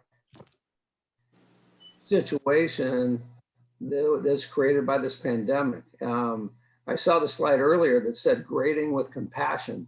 I think this is a grading policy and eligibility policy that has some compassion for these kids. This is not a free pass. These kids would have to, it's just probation, like Dr. Skelly said, and they would have to meet with these teachers and come up with a plan with these teachers. That language is still it's in our handbook still about when a kid is on probation. They don't get a free pass for 6 weeks. There is a plan to meet with these teachers. So I'm just gonna really encourage you to consider this, because we've never encountered this.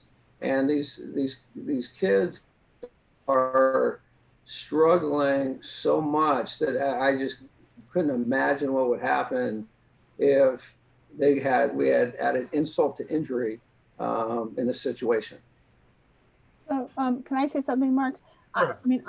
So what can we do as part of having them play their sport? Can we create a study hall where they can have Wi-Fi access, where they have someone saying, good job, you finished that homework? I think we need to put the support in place so that they can also they can have some academic success as part of this. So, I mean, that's really what I care. I don't want the academics to get left out. And if they need support and they need access to Wi-Fi or study area, can we do that as part of this? Someone want to answer? Well, Steve should answer it because he's the person who knows what's happening. No, it was I think it's a great idea. I mean, I'm trying to get a pod started at the school that we can work in the gym.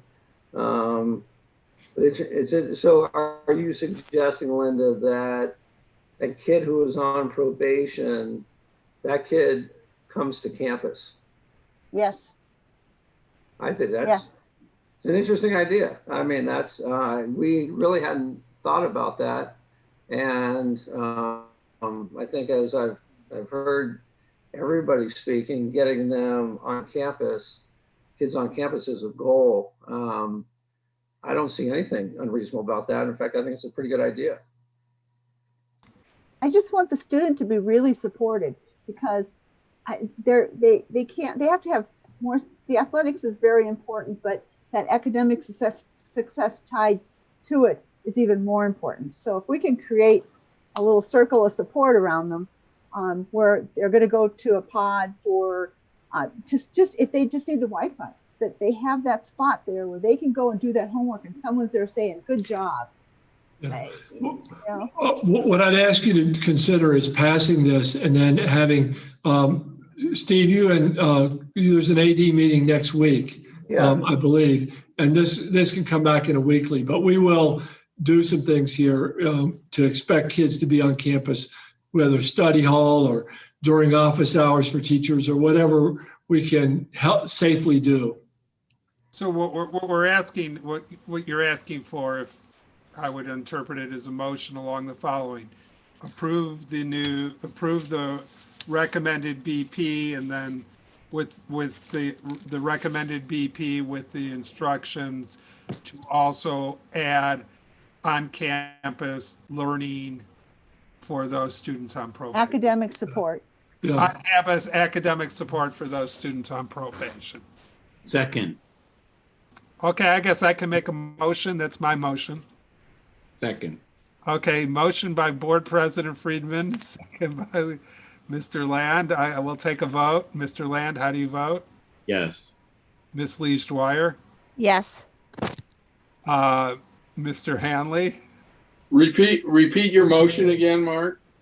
So it's to approve the BP with the requirement, not part of the BP, with the requirement that students on probation be provided and required to attend on-campus academic support.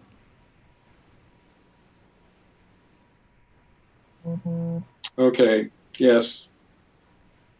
Mr. Griffin? Yes. And I vote yes. So there you go. You can't see me, but I'm cheering. Thank you. And Linda, I'll tell you what, that's a fantastic idea. I'm kind of embarrassed I didn't think of it, but I think that is Now you got to talk to your coach. We can do this, Steve. We can do this. God, Steve. So if you I agree. we just got to get a vaccine. I can't do that. I wasn't the best science student. Yeah, well, maybe we can get our biotech teacher to do that for us. Yeah. Okay, next. Oh, it's me. I'm sorry. Item N3, review, discuss, and approve the 2018-19 reclassification of the classified positions. Dr. Skelly or Dr. Black? Steve, I'm going to kick you out. Sure, yeah, I was going to try to do it myself. Thank you very much. I appreciate your support. So we have a reclassification process in the contract with the CSEA, we have rotating groups that a committee looks at their current job description and pay level, and they compare it with, that group compares it with like jobs in other districts, in the neighboring districts or Bay Area district, depending on what's available in that job category. We've had this process since 2013. This year we have the, it's actually a year late or so, because this is the biggest group, and we had, a lot of challenges, but we're finally here. There's a booklet, and there's then also a book of job descriptions and the revisions. I can go over the process if you like, or go over specific positions if you have any questions. Why don't we see if there's any questions or comments before you go over the details? Anyone, just speak up or raise your hand. So do we have to do this now? I mean, was this in the budget originally? Yes, it's in the budget. Yes, it's in the budget. Because this has been going on since 1819, and Liz can answer. Liz? Well, she's got to be here to answer. Wake up, Liz. I'm here, guys. No, it's been incorporated into the first interim report. Anyone else have any questions or comments? I move approval. Do I hear a second? Second. Let's try again because it was a tie.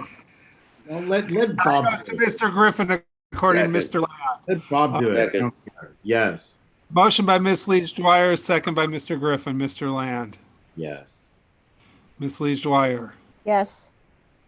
Mr. Hanley. Peter, you got to vote.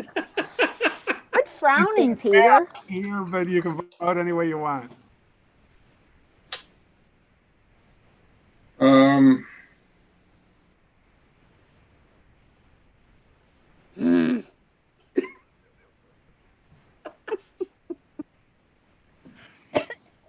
Yeah.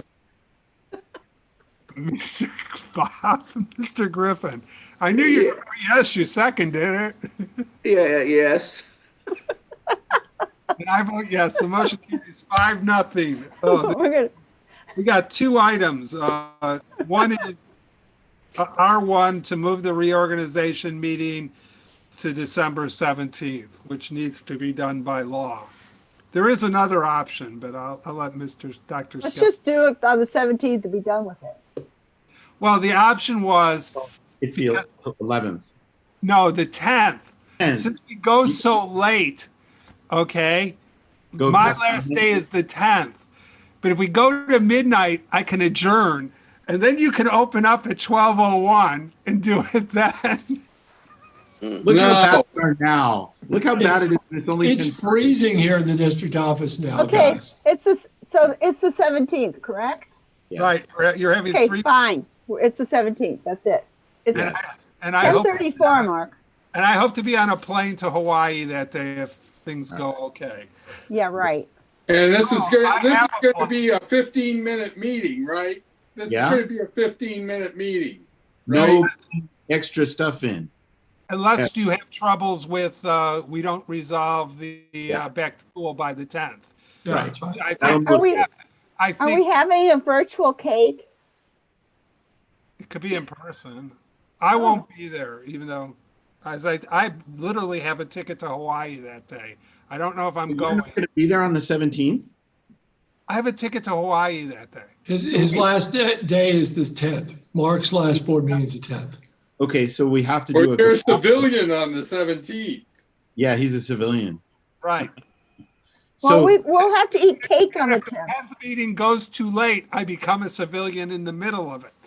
there you go. That Friday, I know. Does anyone want to serve on the CSBA call for nominations? Actually, I'm on it and I want to re-elect. So could you guys nominate me and I'll just Okay. do it again? I nominate Greg. Move that we nominate Greg. Cool. That's what your motion is, Linda. Yes, yes, Greg Land. I already seconded it. Okay, motion by Ms. Leach-Dwyer, second by Mr. Griffin. Mr. Land, you're going to abstain. Yeah, I have a self-interest in saying yes. So yes. Okay. Ms. Leach-Dwyer, Yes. Mr. Griffin, Yes. Mr. Hanley. Don't Yes. I vote yes. Greg is nominated.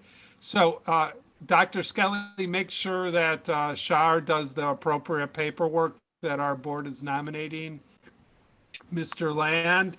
And do you have anything else, or can I adjourn the meeting? Don't forget your meeting on December 3rd, too. But you already know that.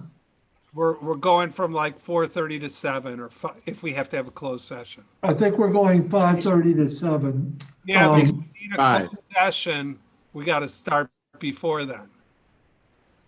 Right? Right. But we hope to not have closed session. Well, I think you might because negotiations. Maybe. True enough. Can it go to 6:55? What? Yes. My other meeting. Right. We'll discuss this in agenda setting, but the earliest we'll start is 4:30. Right. And Greg, for the rest of us, we should all plan on eating dinner between 7 and 8. And if we have to come back, we'll just go eat dinner and come back. Okay. Okay. You'll be on a diet. So, Yeah, that's fine. All okay. right. I'm going. We're losing. There's 100 people out there. I don't know why. We have nothing. I think we become more fun as it gets later. The evening goes on. Yes. We have nothing left to discuss. Everyone can go now. I adjourn tonight's meeting. Nice sweatshirt, Bob. I like Yeah, that I'm color. cold. That's why I'm I like wearing that it. color. It looks good. Bob, I have a giant electric heater behind me. We don't run heat. We're saving the world. There you go. No heater. You guys. Hi, Liz. Good night, We everyone. are too. Hi, everybody. Back on. We thought you were in bed or something. No, I was wondering why my picture wasn't up, so I just, put it small and I was working. Night. Night. Good night, everyone. Bye.